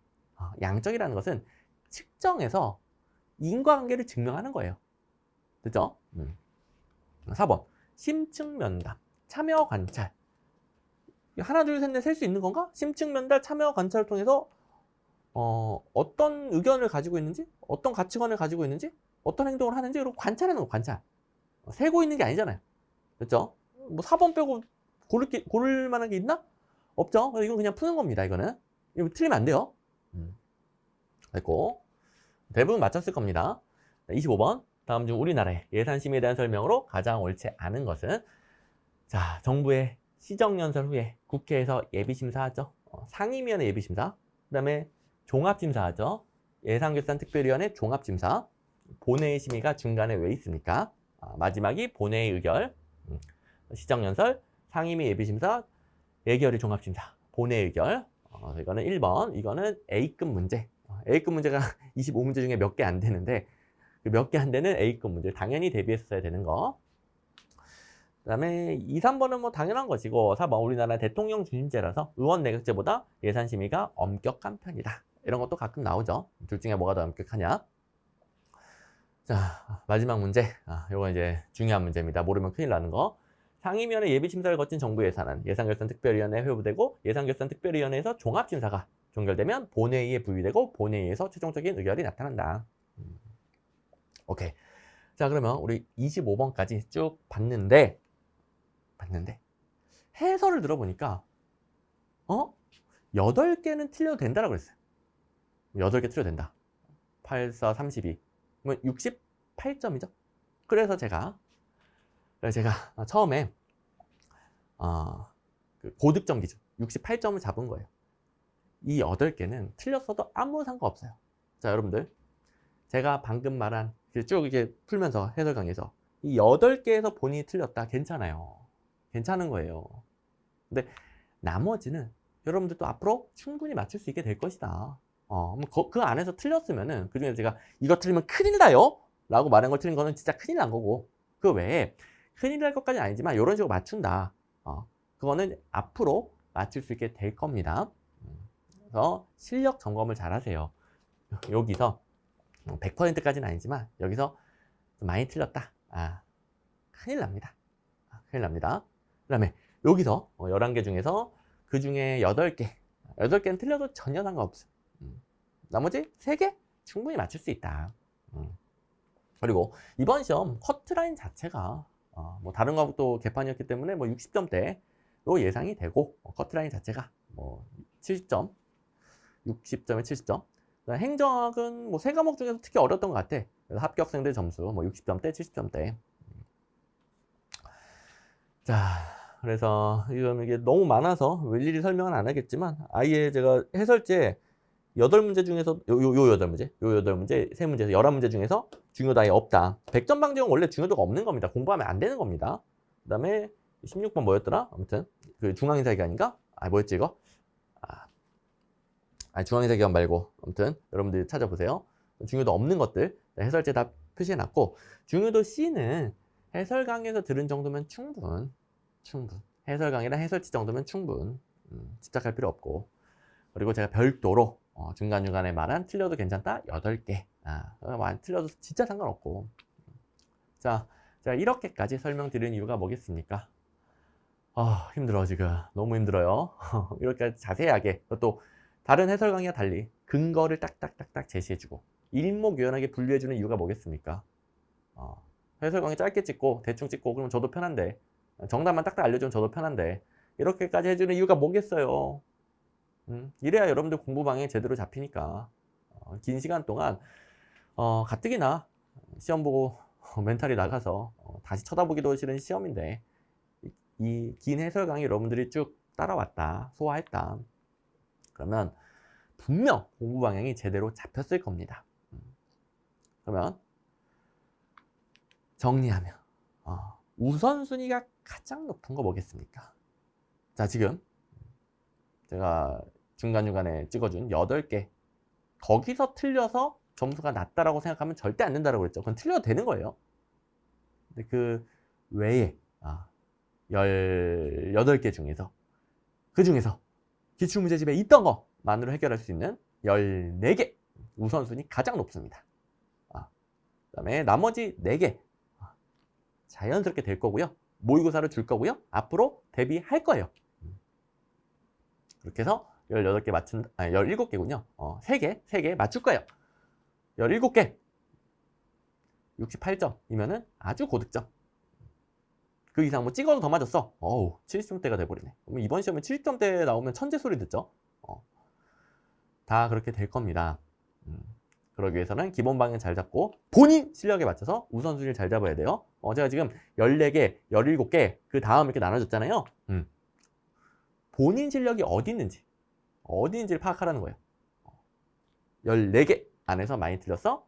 무조건 기출문제. 17개와 14개 사이야.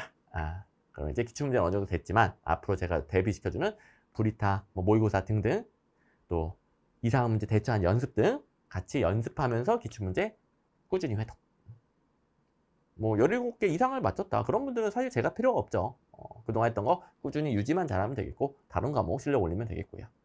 물론 그런 분들은 마지막 케이스는 거의 합격했겠지. 거의. 행정업만 그렇게 70점 넘고 그런 케이스는 많지는 않겠죠. 그래서 첫 번째, 두 번째 자기 실력에 맞춰서 계획을 잡으라고 이렇게 철저하게 나눠주는 겁니다. 그래서